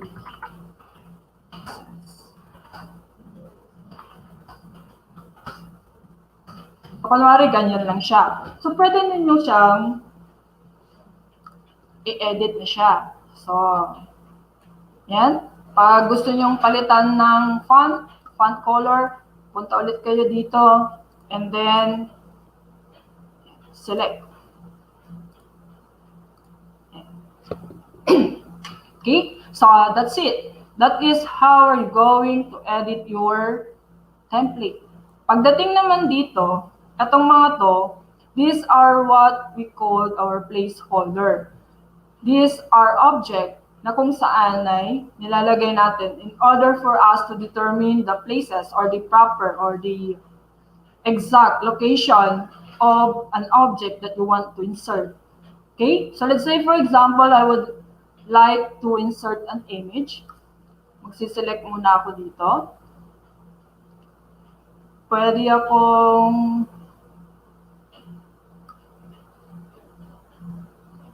let's say for example ito, then select. That's it. Maka-insert na tayo. Okay? So, saglit lang talaga siyang mag-edit kapag meron na tayong template. And then, next one is the insert links. Paano tayo mag-i-insert ng links sa ating site? Kung makikita ninyo dito sa ating mga yan. Meron tayong link dito. Once you click it, you select, and then dito po, yung parang paperclip po dyan, just click, and then pwede kayong mag-copy-paste dito ng link. Kung alam niyo yung link ng inyong, halimbawa, isang file, then ipipaste nyo lang siya dito. Pero pwede nyo din po siyang i-link dun sa other pages ng inyong website. So, let's say for example, I will link this into the other page ng aking website. Itong website na ginagamit natin. So, just click it and then apply.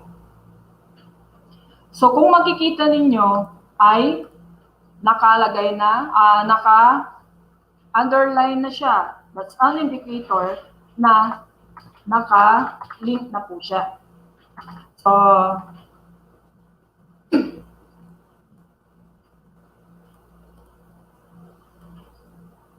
bitin natin, link, schedule, and then apply. So, once na i-click po ito ng inyong audience or ng viewer ninyo, automatically ay pupunta po siya dun sa ating, eto po, schedule na part.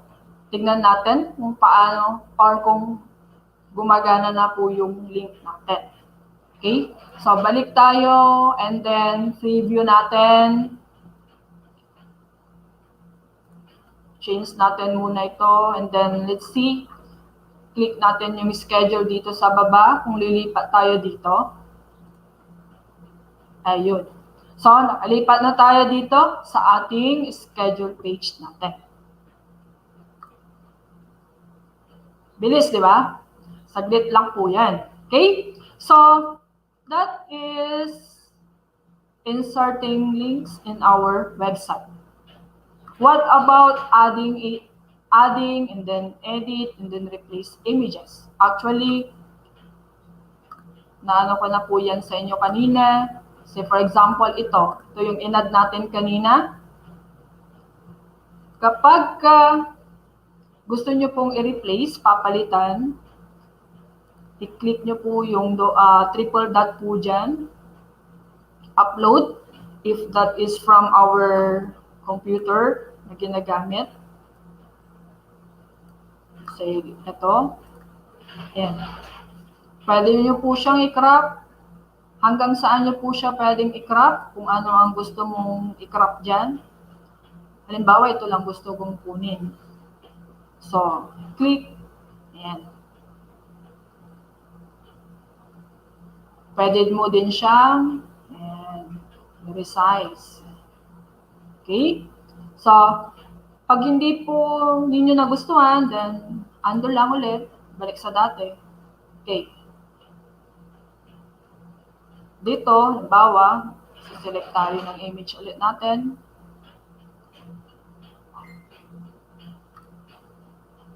Google Drive. Dito na lang tayo. Let's say for example, select tayo ng computer. Okay. So, kunwari, ito yung select natin. Insert. Ayan na po siya.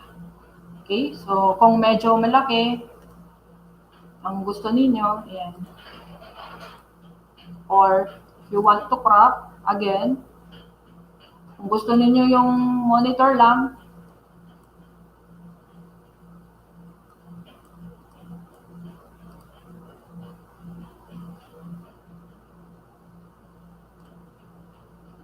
uncrop, ayan.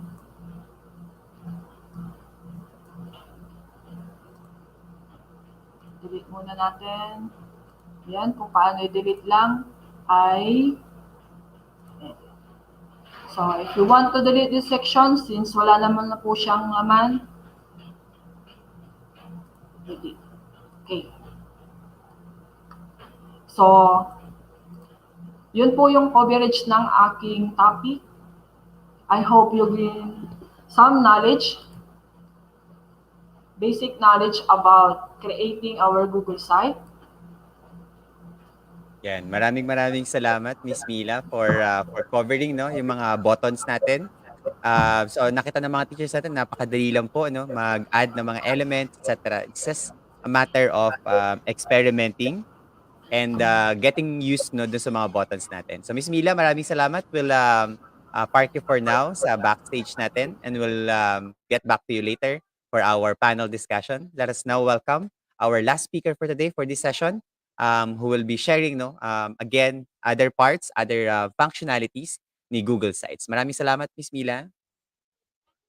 So for our third speaker for today, teachers, okay, we have yet another Google certified educator. Okay, so I'm proud to present to you our speaker, our third speaker for today. Okay, Miss Sarah Jane C. Longasa from Upper Bikuta National High School. Okay, Miss Sarah Jane Longasa graduated cum laude with a degree of Bachelor of Technological Education at Negros Oriental State University, Dumaguete City, Negros Oriental.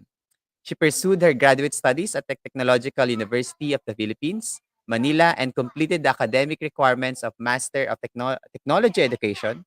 She is currently working on her thesis. She is a teacher too at Upper Bikuta National High School and also the school ICT coordinator. Okay.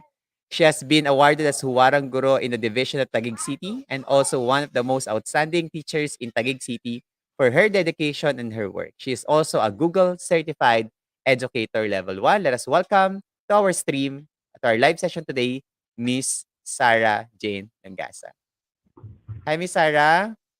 Hello po. Good Yeah, good afternoon. afternoon po. Yan. Okay, so I think medyo mataas yung pressure, no? So because you're the last speaker for today. But teachers will definitely learn more, no? So marami pa tayong matututunan about Google Sites from our last speaker. So Miss Sarah, I won't take so much of your time. You now have the floor, no, to start your session. Let us first add your presentation. Okay. Good luck, Miss Sarah. Thank you po, Sir Franco. So, continuation lang po ito dun sa discussion po ni Ma'am Mila. Actually, we divided the outline. So, I already included dito sa ating sample na ginawa ko po kanina. So, I only duplicated yung previous na ginawa ko po na site.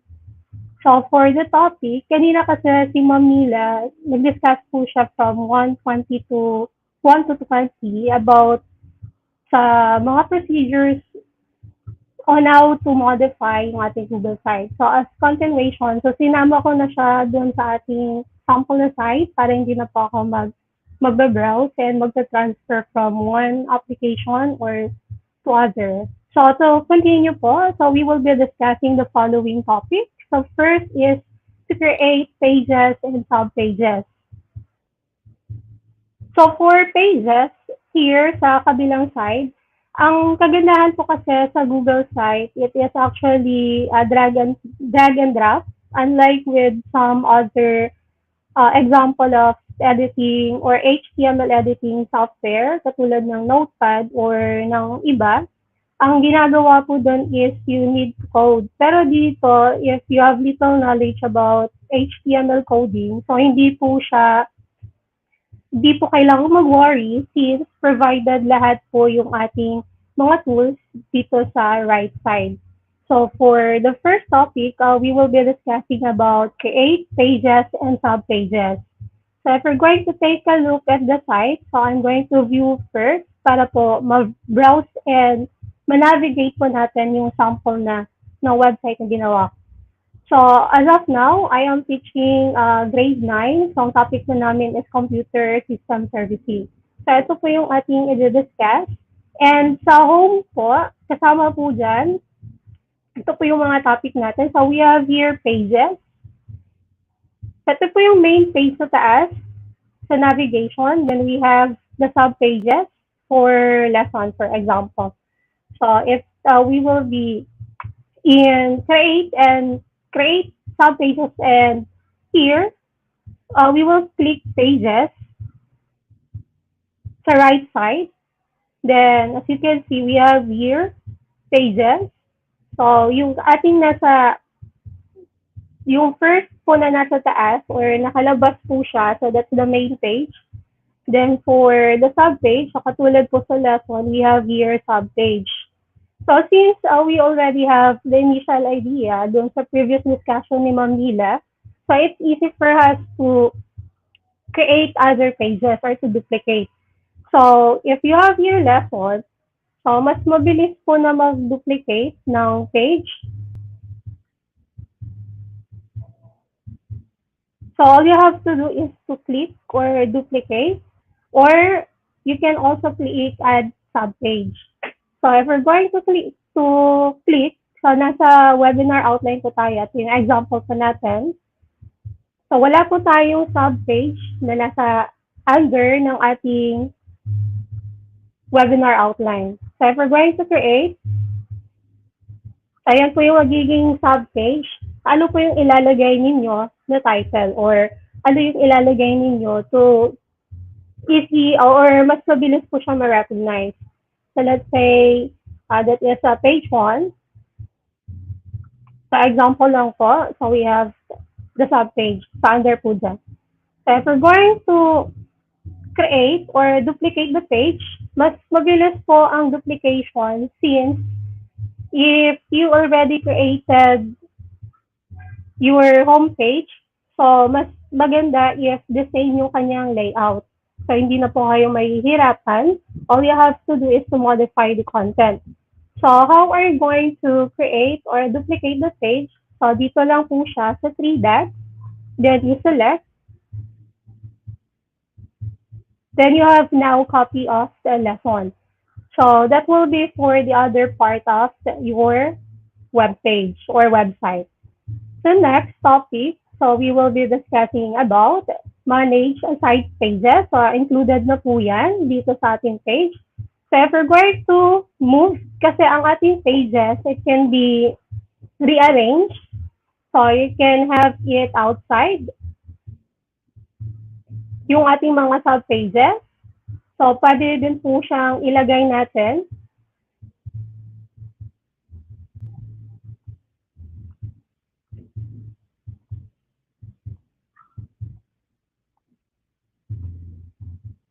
For example, from one page, so pwede po siyang i-remove or ilabas.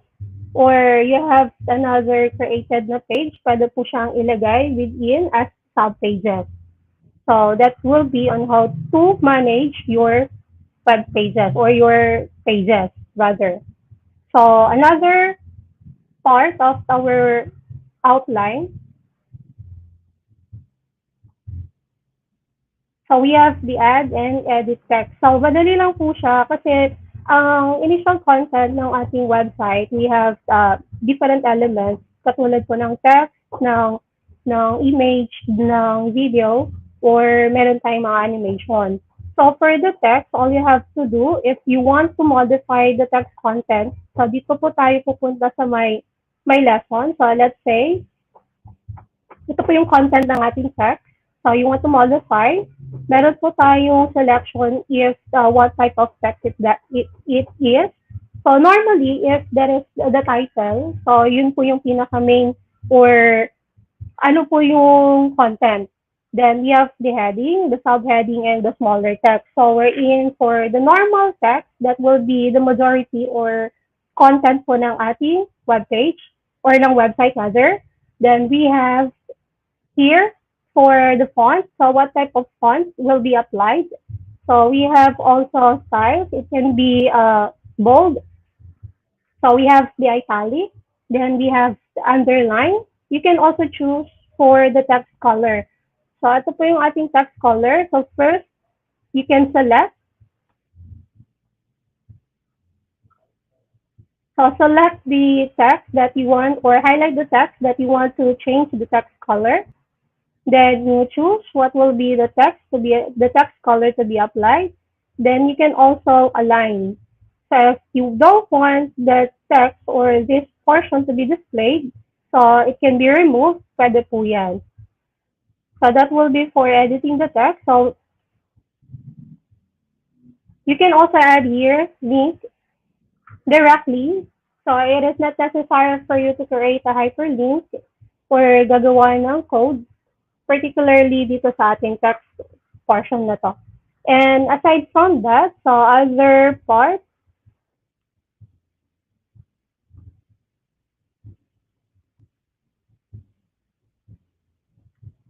so we have here the section layout. So previously, na-discuss po siya ni Ma'am Mila about the sections. So it is divided. So this is one section. So meron po tayo ditong section background or itong section na to, pwede natin siyang i-modify for the section background. And if we're going to check the right portion, so here, we have the different layouts. So if you want to add, so meron po tayong layout for image and text. So just like that. So you can add dito sa ating, it is our placeholder, itong portion na to. It can be a container wherein you can upload image. You can also have your video content. You can also add from the YouTube channel. You can also add calendar. You can also add a map. Then here, you can have the description at the right side. So aside from that layout, there are several layouts that you can choose. Depende po yan sa content ng ating Google site.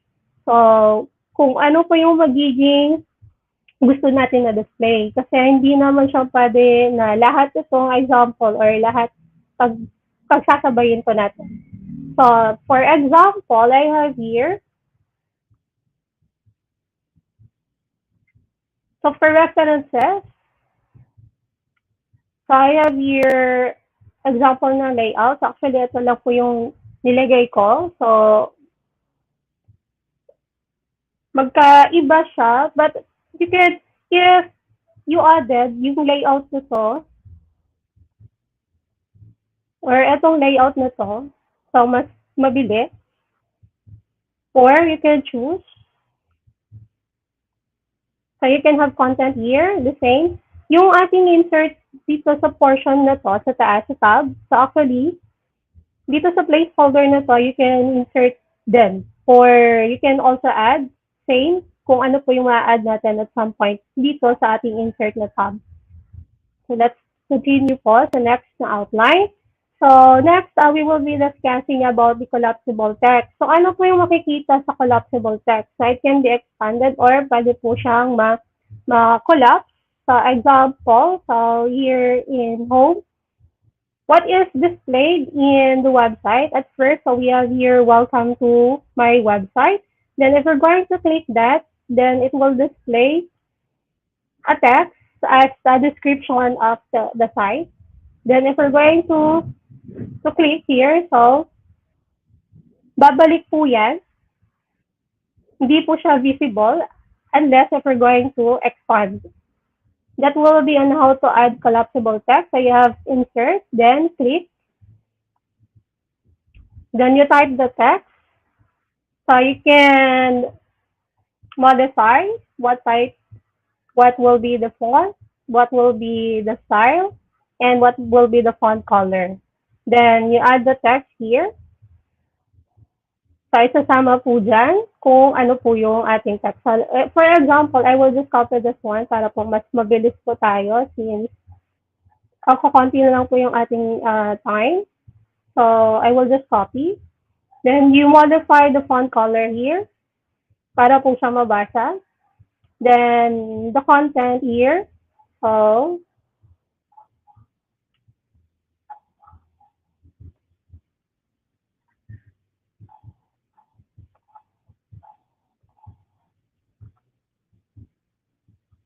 that will be our example for collapsible text.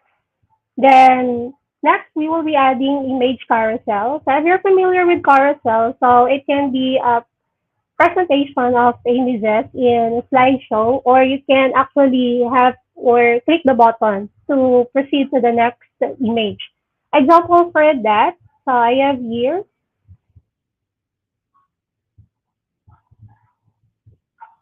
if I'm going to view, then click lesson 1. So I have your example. So we have, if we're going to click the next button, then it will move to the next image.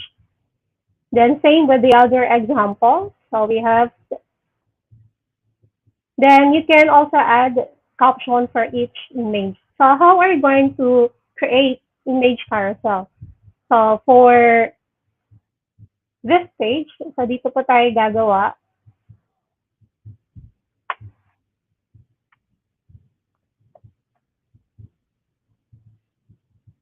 So click insert top. Then after that, you select image carousel. Then you can insert images. So you just choose to upload, select from your device. So here I have selected images. So let's say for example, yung apat. Then you select the image to create or to add the text. Then you can add the caption for each image. So dito po magta-type. So for example, that is a part retriever. So you type for the caption. Then we have here flashlight. So what is the importance of the carousel aside from it makes your site interesting? So rather than po niyang ma-minimize yung ating page, since sa isang placeholder lang, inserted yung ating images. So pwede nang i-move ng ating viewer. Insert. So you have your image carousel. Then here you can provide a description. So ano po yung gagawin natin for the description? So pwede po tayong mag-insert ng text. So you can choose from the insert tab. It can be, pwede pong gumamit ng ito po, text box. So you can actually drag, hindi lang po siya dyan sa location na yan. You can move kung saan mo po gustong ilagay yung text. Like, pwede po siyang dito sa side. Then, you type for the description. Then, also, if you want another layout, so kahit na nakapag-select ka na ng layout, actually, you can modify as long as hindi niya po na-occupy yung naka-line or naka-border po dito. If we're going to resize that, then you cannot add text at the right side. So, unless if that's the size, then you can have image and size at the same time in the same section. So if hindi po siya kasha, then you can move sa baba yung ating text.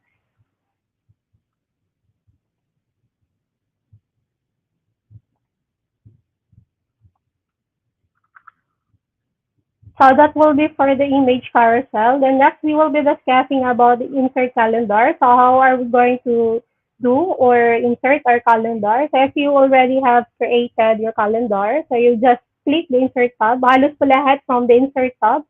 So you can choose. Ito po yung pwede natin i-insert. So you select calendar and you choose if you already created. So let's say, for example, grade 9, then insert. Then you have here at the bottom part, so that is after kung saan po yung last section na na-create. So you can have here post announcement or schedule of your classes, activities na gagawin. So for today, that is a Saturday. So mayroon tayong agenda week or month na view. So that will be for inserting calendar. Then next, we have add documents. So paano po tayo mag-add ng documents? So ang Google application kasi sa interconnected with the different apps na pwede mo siyang ilagay dito sa ating Google site. And much better than lahat ng files mo na uploaded, you can choose or you can select from your Google Drive. So for example, here, in our references, I already added.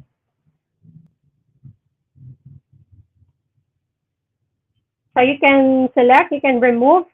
So here, tatanggalin ko po muna yung module. Then if you want to add or insert documents, so select. Then you choose.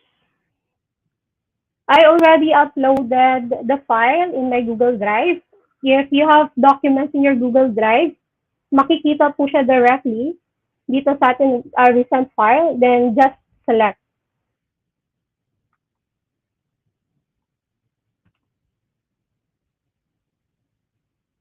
Then you can modify the size of your window or itong kung saan makikita yung ating document.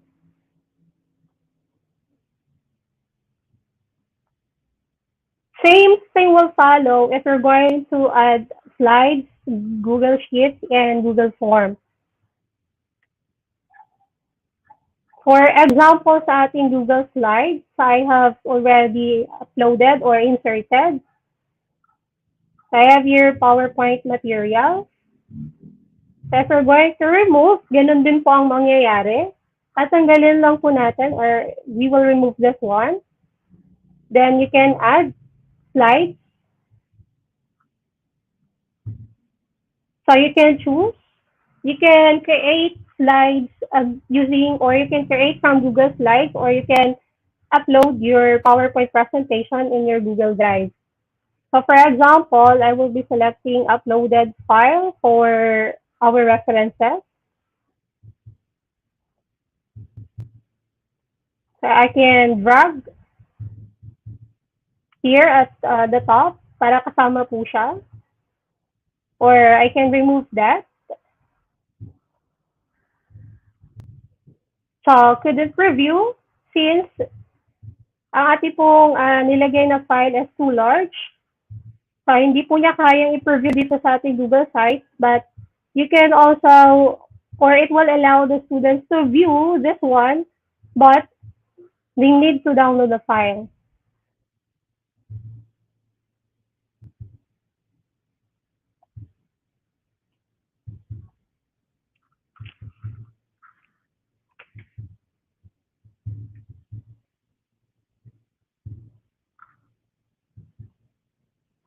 You can actually also create from Google Slide directly po yung ating presentation na ilalagay. So for example here, ito mas maliit na file. So pwede po siyang ilagay dito sa ating Google Slide. So pwede po nating ilagay yung example po natin na PowerPoint presentation. So same. And next, we have in our outline.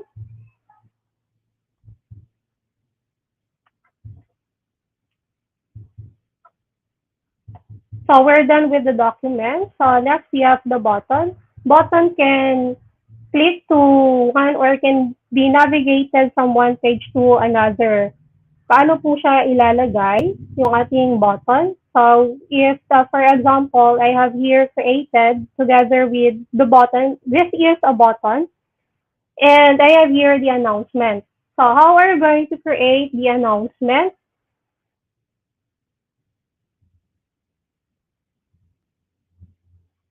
So, yung announcement po natin, so here,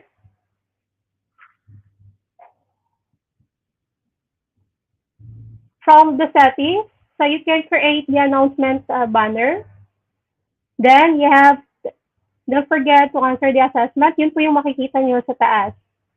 Then, the color, I'm going to change the color. Ayan po yung ating announcement banner. Then, if we're going to change Also, or pag mag-add po tayo ng button, so say from the insert tab, then you select here the button, then you type the name, so that's the form assessment. Then you have the link. This the form assessment is linked to the given Google form. Ito po yung aking insert the form for the assessment.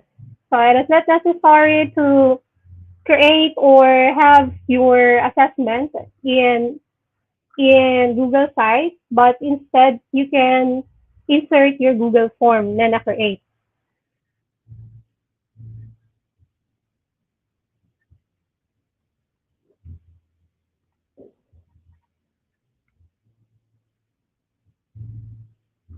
The next, we have the collaborator. So, paano po tayo mag-a-add? We have here plus sign, yung may tao po sa taas, tabi ng settings button. So, we have here, share with other. If you have the same content with other teachers, you can actually add people or group. So, let's say, in your subject, so pareho po kayo ng topic na tinuturo, CNC and CLE, may ibang section na pare-pareho. So you can all actually create one side, then just add your co-teacher para kung makapag-edit or makapag-modify. So as collaborator, all you have to do is to type. So let's say here, I added my other account as collaborator. So mostly in the department, since educators, meron naman sila mga G Suite account, so pwede din pong i-add. That will be as editor within if you're going to change the restriction dito. Kasi pwede po kasi siyang restricted within the department or within the same na organization. So that will be for collaborator. Then how are we going to add the placeholder? So ito po yung ating placeholder. It serves as the container. So what are the objects na pwede po natin i-add?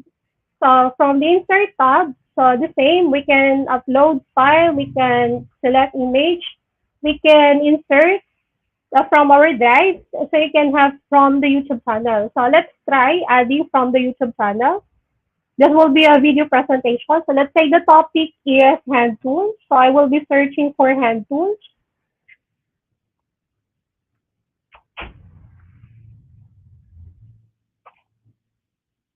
So just select. If you already have a previous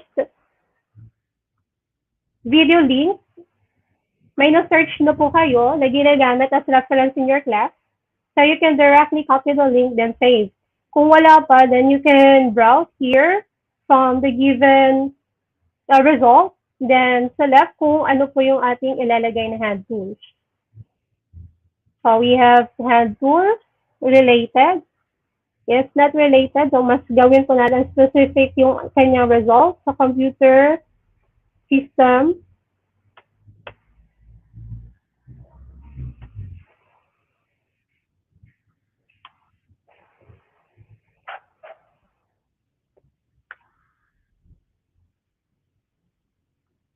So example, ito po.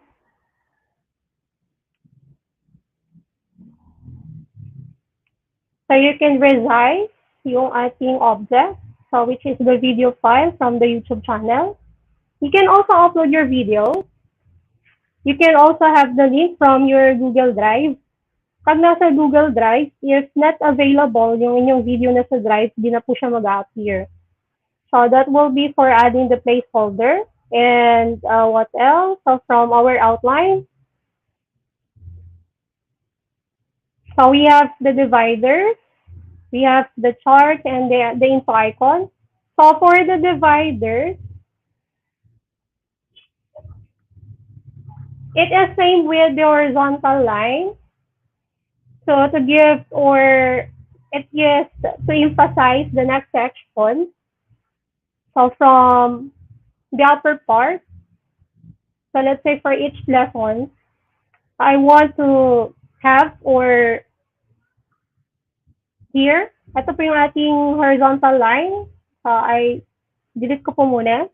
So from the upper part, which is the banner, so if you want to have a division or to emphasize the next section, so you can add a divider. So just select from the insert tab, then select divider. Then you can modify here the divider.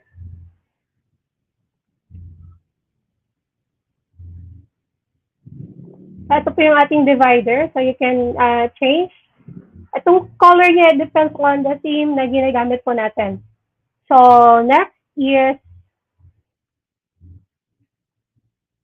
another divider after ng first section.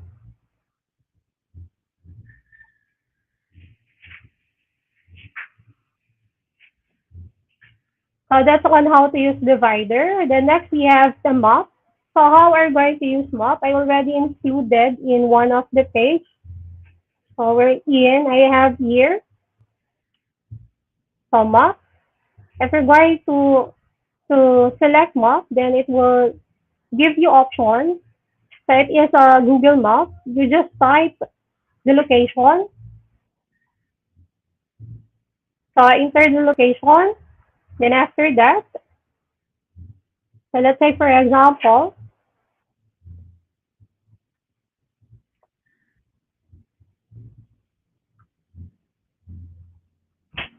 then select. Then after that, automatically it will be inserted in your page. Yan na po yung makikita natin.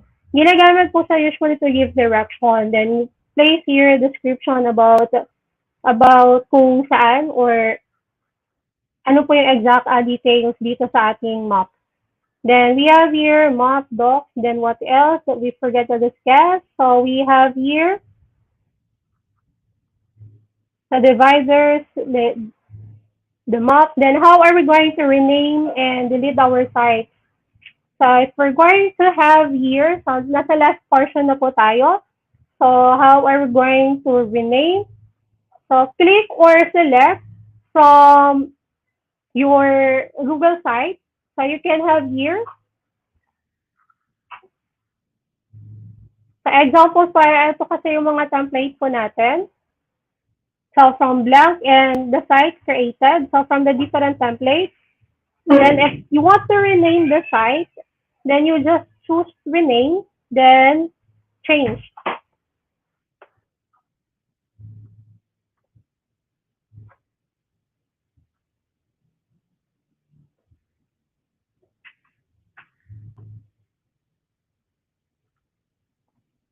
Then rename. Actually, that is only a duplicate of my first site. So ito po yung una kong ginawang site.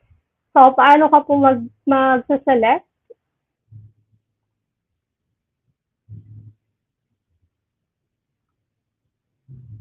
So ganyan po yung itsura ng aming site sa school.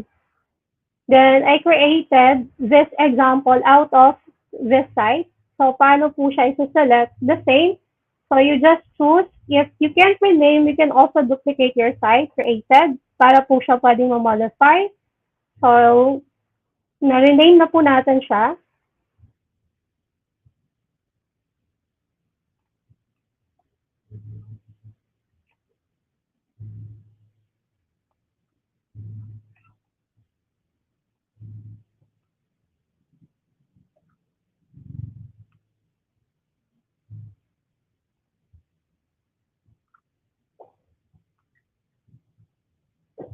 Then after that,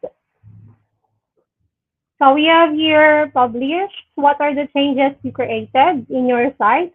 So let's say here, ito po yung mga ginawa natin changes. If you don't want to publish those changes, you can select, you can assess so what part or what portion of the created revisions po yung ating pwedeng i-update or i-publish. So if wala na pong changes dun sa ipapublish or dun sa ating change ginawa or inedit sa ating Google site, then you can click publish. Then automatically it will save. And lahat ng changes ay makikita. Then how are you going to view your updated site? Just click view. So we have here our site, yung updated na po natin na site. So from one page, so we have here sub page, then another page, So, wherein you can navigate for different pages. So, direct na po yan. Then, for the assessment, ito po yung ating Google form. Lahat po ng in-insert natin na object, makikita na po natin dito. Then, sa top, you have here, ito yung ating announcement banner and the form assessment. Then, for the references, so you have here the Google documents that I inserted or included. Then sa baba, a video from the YouTube channel. Then I also included here PowerPoint presentation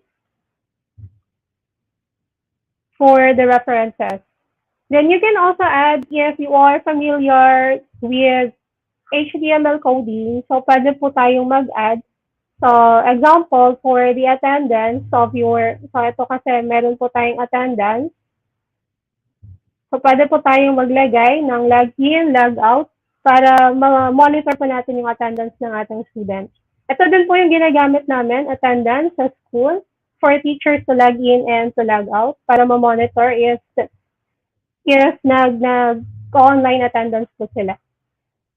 So those are some of the items or some of the things that we can perform or we can modify with Google Sites. So actually, ang Google site ay napakagandang gamitin, but as what Sir Brian said, it is limited only if for educational purposes, pwede po siyang gamitin.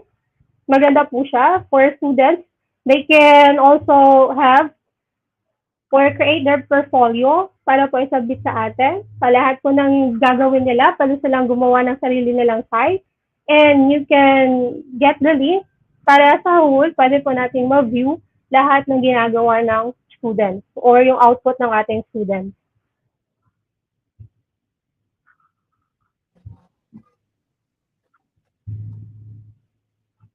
Yan.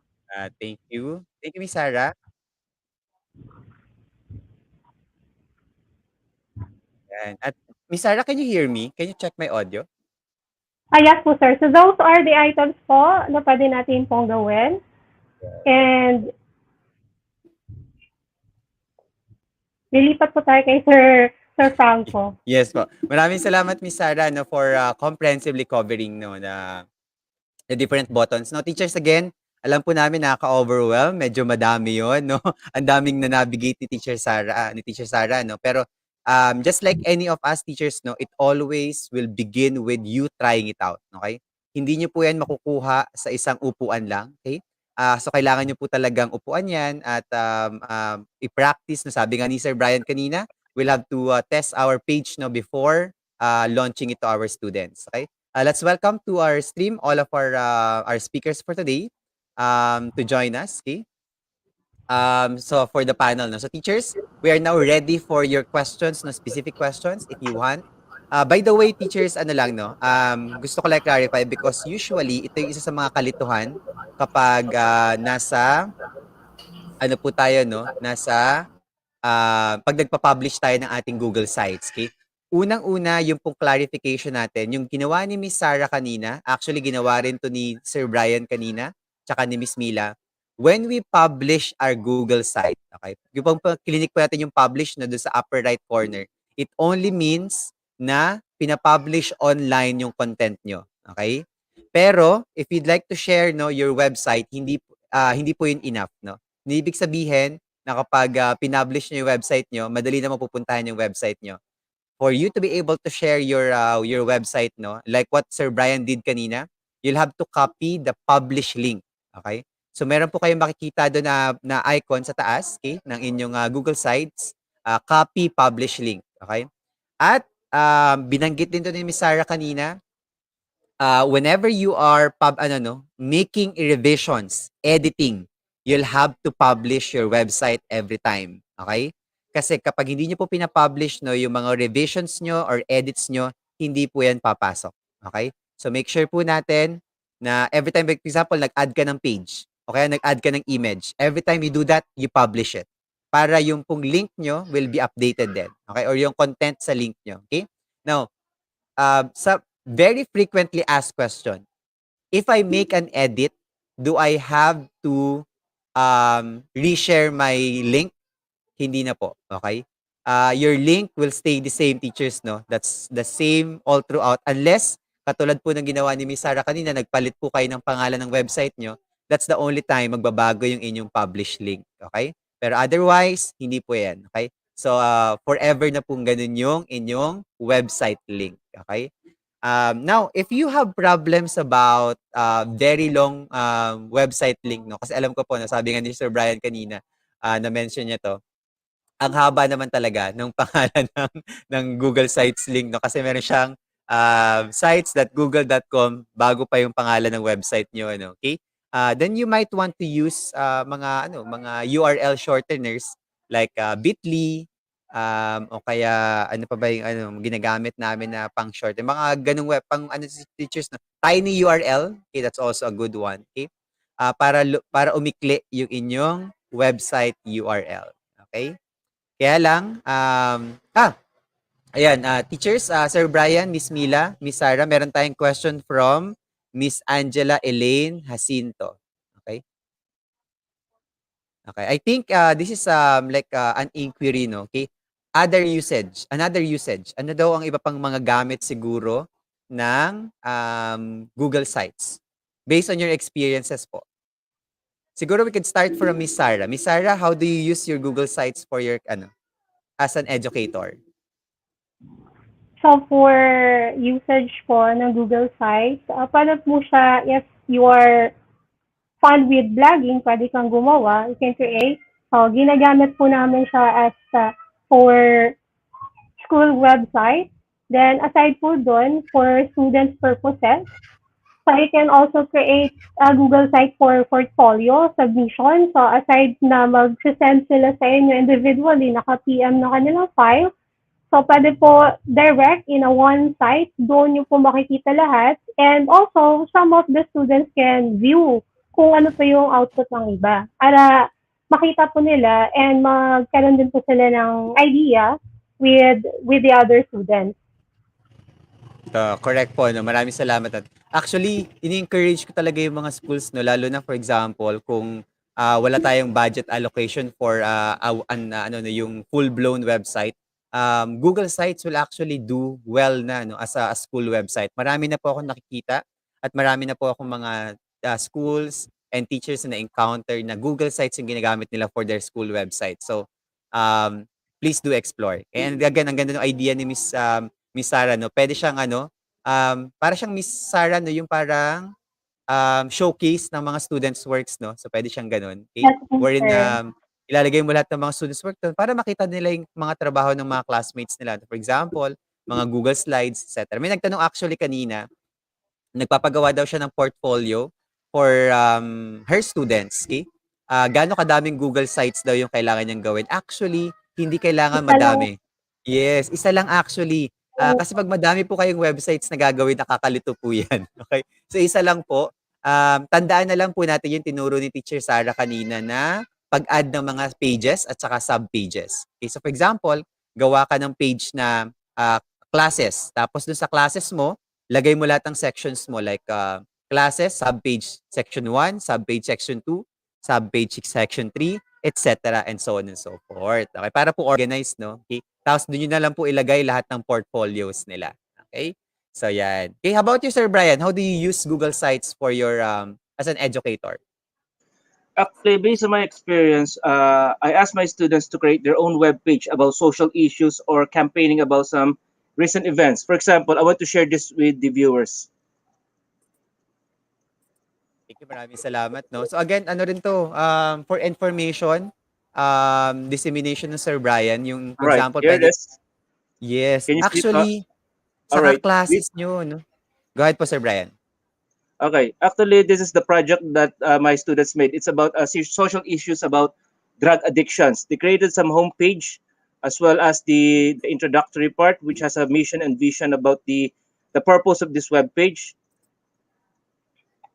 and also some descriptions such as how to prevent drugs, what to do, where to get the support, and where to contact with.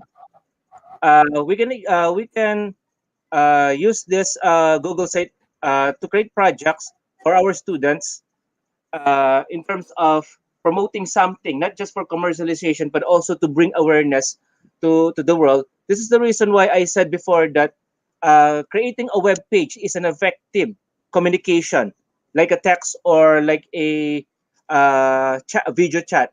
This allows us to share an information, not just text, but also with graphics and designs, in order for us to get the attention and the interest of the viewers, in order for us to gain support from them, especially when it comes, for example, you want to get an attention for a certain issues, you want to solve something, or you want to promote help or support as well as awareness how to resolve things up.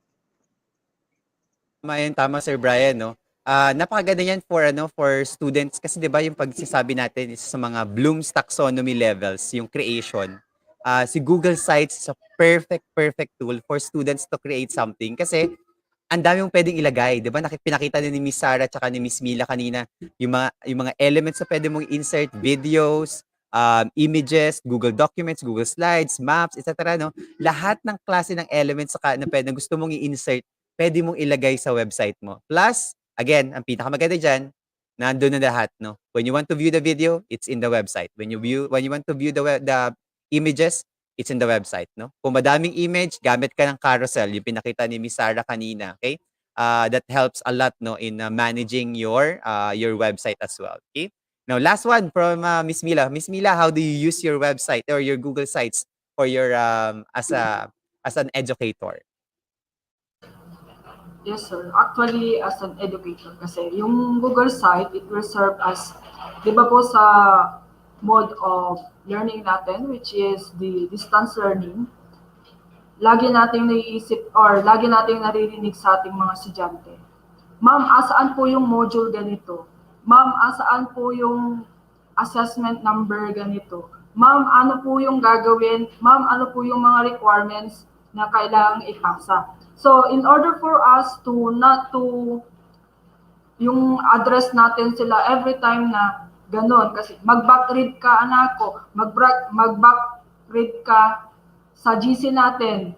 Hindi na po natin yung sasabihin kasi bibigay lang po natin yung site natin. Then, nandoon na lahat yung mga information or yung mga requirements na kailangan nila. Kasi pwede tayong mag-add doon ng mga Google Forms, ng mga Google Docs, and then mga videos and other types of media na ginagamit natin sa pagtuturo. So, this is very important sa atin as an educator na alam natin kung paano ito utilize since it is free.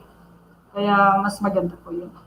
Totoo. Actually, pwedeng-pwede kang mag-conduct ng classes dito online, no? Talagang pwede mo din ilagay yung mga modules mo, assessments mo, lahat. Teachers, no? Kung for example, medyo matagal na kayo gumagamit ng Google Classroom and you want a different platform, Google Sites is one for you, no? Okay? Now, may isang tanong po kanina doon, gusto ko lang i-address yun, no? Na paano daw mag-i-interact ang mga students pag si teacher ang gumawa ng website? No, teachers, no, naturo po ni Miss Sarah yan kanina, you can either add them as collaborators o kaya as editors. Pero, for example, what if the website is not meant to be collaborated upon, no, ng students natin, gusto natin tayo lang. Pwede po kayong maglagay ng comment section. Okay? So, paano tayo gagawa ng comment section? Pwede kayo mag-insert, for example, ng Google Form. Okay? Gawa lang kayo ng short response form sa Google Form, tapos insert nyo lang yon. Or, ang pinaka nire-recommend ko na napakadaling gamitin, teachers, are you familiar with Padlet? You can visit, for example, check Padlet, padlet.com. Okay? Padlet allows you to create walls, no? Or online walls, okay, where students can post.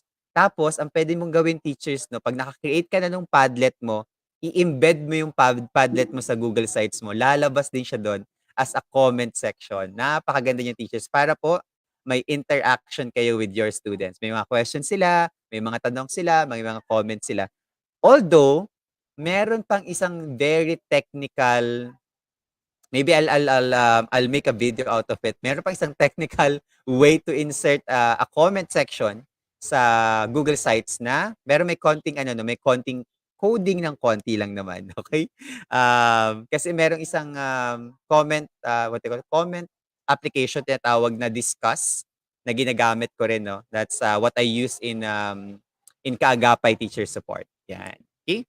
Now, teachers, do you have other questions, concerns? Okay. Okay, may question po, Sir Brian, Miss Mila, what's your opinion about this since mas alam niyo, mas familiar po kayo dito? Pwede din po bang gamitin yung Google Sites as a way to create MOOCs? Di ako familiar sa MOOCs. I think this has something to do with the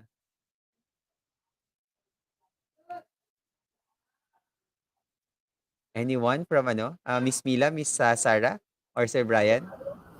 Sir. Okay. Once ako, sige ako na po. Go ahead, Sir Okay, Brian. for me, MOOC stands for Massive Online Open Course. Massive Open Online Course. I think it's similar more on providing education openly with the students. But probably it involves providing larger information, larger courses with the students, just like an online course. Thank you, maraming salamat for the clarification. Actually, na-encounter ko na siya. Nalito lang ako kasi akala ko ito yung something about tawag dito, resources procurement process ng DepEd. Anyway, nalito lang ako. Pero tama, maraming salamat. Actually, Sir Brian, no, teachers, no, Sir Joseph Gabriel Edoca. Sir Joseph, Sir Joseph pala to, no, one of our Google Certified Educators. Sir, actually, perfect to for MOOCs. Okay? Kasi pwede ka mag-build ng courses dito. 'Di ba? You can insert videos, you can insert your video lessons, etc. So, this is a perfect tool if you'd like to build an MOOC. Use Google Sites, Sir Joseph. Okay? Perfect po 'yan. Okay? Yan.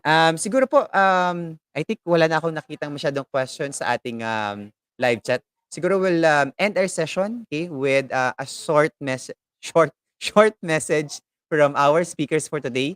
A very very short message, no, on for our community, as we will have yet another one more year, possibly one more year in distance learning, and of course, no, with everything that's happening around us. Okay. So, a message of encouragement maybe from our speakers. Okay? Maybe we can start with Miss Sarah. So I will just quote po from Sheryl Sandberg. So as it is stated or she stated po, as quotation goes na build your skills, not your resume. So if you are attending here just for certification, then that is not learning. So it is much better that if you attend, then also perform or do the application so that you can learn. So yun lang po. And thank you sa lahat ng nag-attend sa webinar po natin today. Maraming salamat, Miss Sarah. Miss Mila, go ahead po. To all my fellow educators, I suggest na since hindi pa natin alam kung hanggang kailan itong distance learning na pinapatupad sa atin, then we must embrace the change and accept the fact na kailangan nating matuto kahit na anong range ng edad po natin. So wala pong matanda, wala pong bata dito. As long as open-minded ka to accept the changes and alam mo sa sarili mo na kaya mong gawin, then I'm sure na kaya nating malampasan itong pagpapatupad ng distance learning. Yan lang. Maraming salamat po, no, Miss Mila. Go ahead, Sir Brian. Okay, my final message for this webinar is a great philosopher, John Dewey, an educational philosopher, said that education is not a preparation for life, but education is life. It means that even though that there are some restrictions right now, still the students need to continue their learning. Even from the start, from childhood until they grow up, learning still continues until they reach their professional level. They need to learn more and more. Just like the purpose of Google Sites as an effective communication tool in creating a website for students, the education will be part of everybody's life, even until they reach a greater age. Education, and just like what I said before, like John Dewey said, education is not a preparation life, but education is life itself. Maraming salamat, Sir Brian, for that very inspiring, messages. And again, no, to Teacher Sarah and to Teacher Mila, Teacher Brian, I'd like to take this opportunity to recognize your contribution for today's session. Napakalaking bagay po no na um, ito pong mga binigay niyo po, mga diniscuss niyo para sa araw na 'to, okay? So I'd like to present these certificates of recognition to our speakers for today. Okay, let me just share my screen.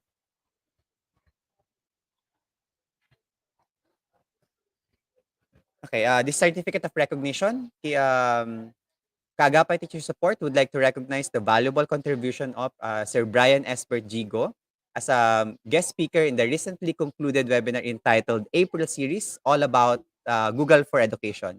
Signed by your administrators, okay, yours truly, Sir Angelo B. Malyari, Paula May J. Mendoza, Joseph Angelo M. Santos. Okay. Similar certificate will be given to Miss Mila E. Bravo and also to Miss Sarah Jane C. Longasa for today's session. Maraming salamat po ulit, teachers, okay, for being with us today and for your input and contributions for today. So teachers, I think from our audience, isa naman po diyang virtual round of applause for our speakers for today. And mind you, teachers, no, our speakers for today are mostly first timer in terms of webinars like this, but they brave it, and you see how excellently they have done their sharing for today. Okay?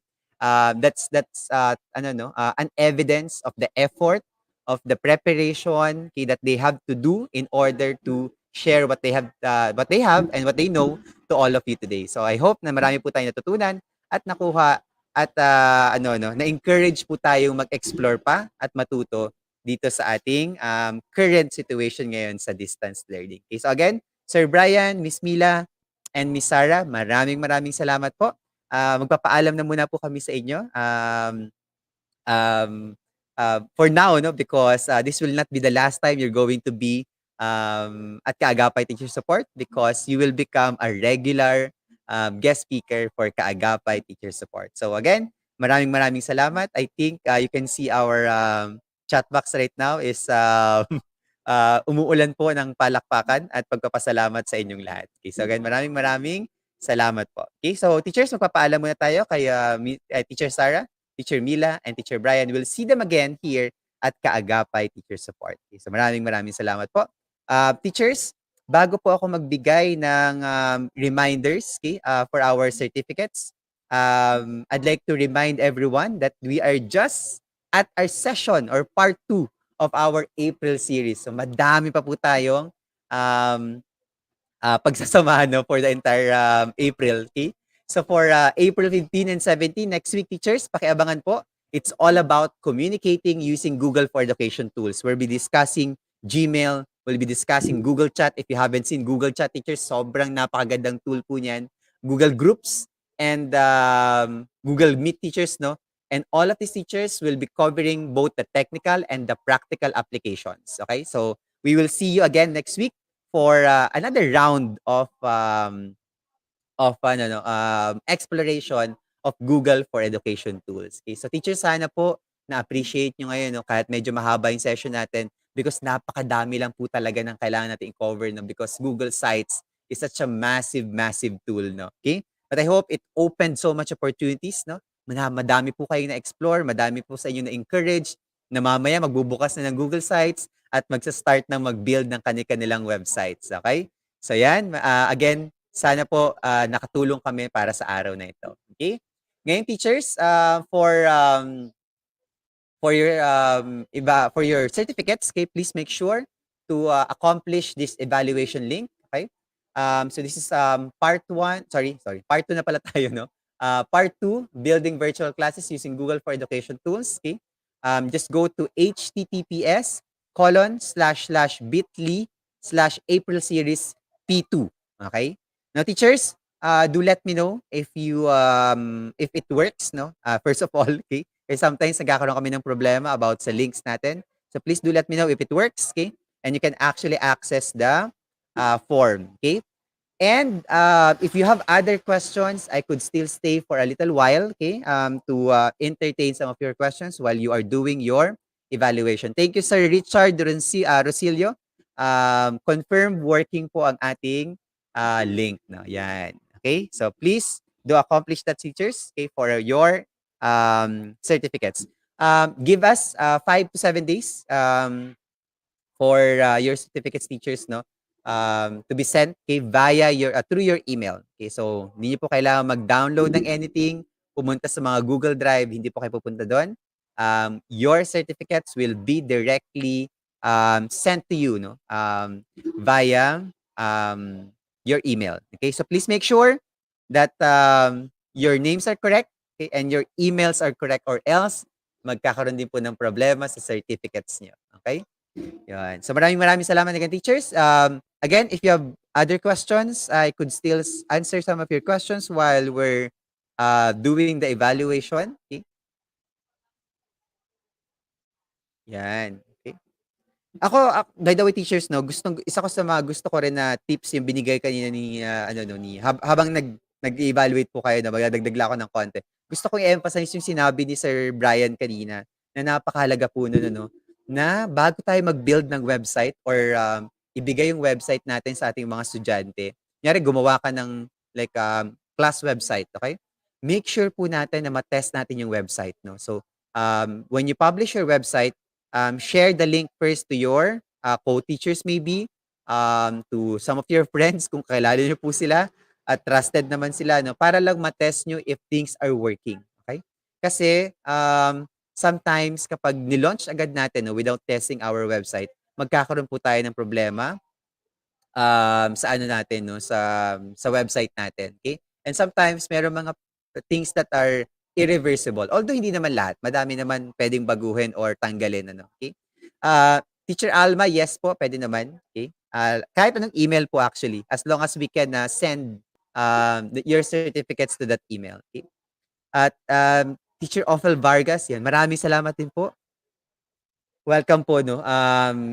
Nakakapagod po ang prosesong ito, pero napaka-worth it po mag-organize ng mga sessions like this. And asahan niyo, teachers, mas madami pa tayong i-organize, no. At abangan niyo, teachers, no, dahil we're celebrating our first year in June, we're going to have a massive 2-month series. Okay? Ang tawag po natin doon sa 2-month series na yung, teachers, from June to July ay distance learning series. So lahat po ng kailangan natin about preparation for distance learning, theories, skills, tools na kailangan nyo po, like video editing, PowerPoint presentation making, etc., setting up your virtual classes, lahat po yan pag-uusapan natin sa June, no, for a 2-month, no. That's a 16 session a series, no. Sobrang we're preparing for that already, okay?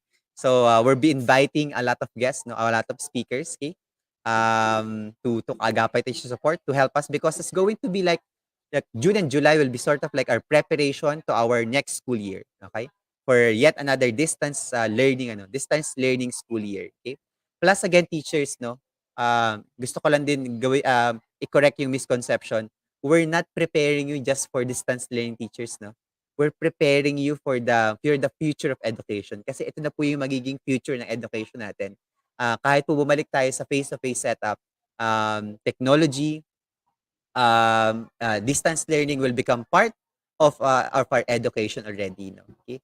Sabi nga nila, baka ang pinaka-possible setup natin, no, in the next 10 years or 20 years and in the future will be a hybrid setup. Like, example, no, hindi ko lang alam kung anong gagawin ng DepEd, pero for example, sa ibang schools ngayon, nag-iisip na sila, no, yung ibang schools ngayon, nag-iisip na 3 days tayo na face-to-face, the other 2 days, online tayo. Okay? So like example, MWF, face-to-face. Tuesday and Thursdays, online naman tayo. So ganong klase ng setup, teachers, no? So hindi po ito pang ngayon lang. Okay? We are preparing you for pangmatagalan. Okay? Yan. Gusto natin yung pangmatagalan, syempre, no? Yeah. Kasi gusto natin tumatagal. Okay? Hindi yung pangmadalian, pangmabilisan, at pangsandalian lang. Okay?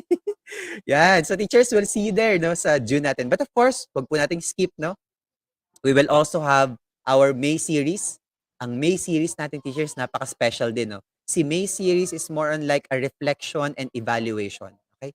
We will be discussing all the things that we've learned. We have encountered all our difficulties for the last year, no, of distance learning.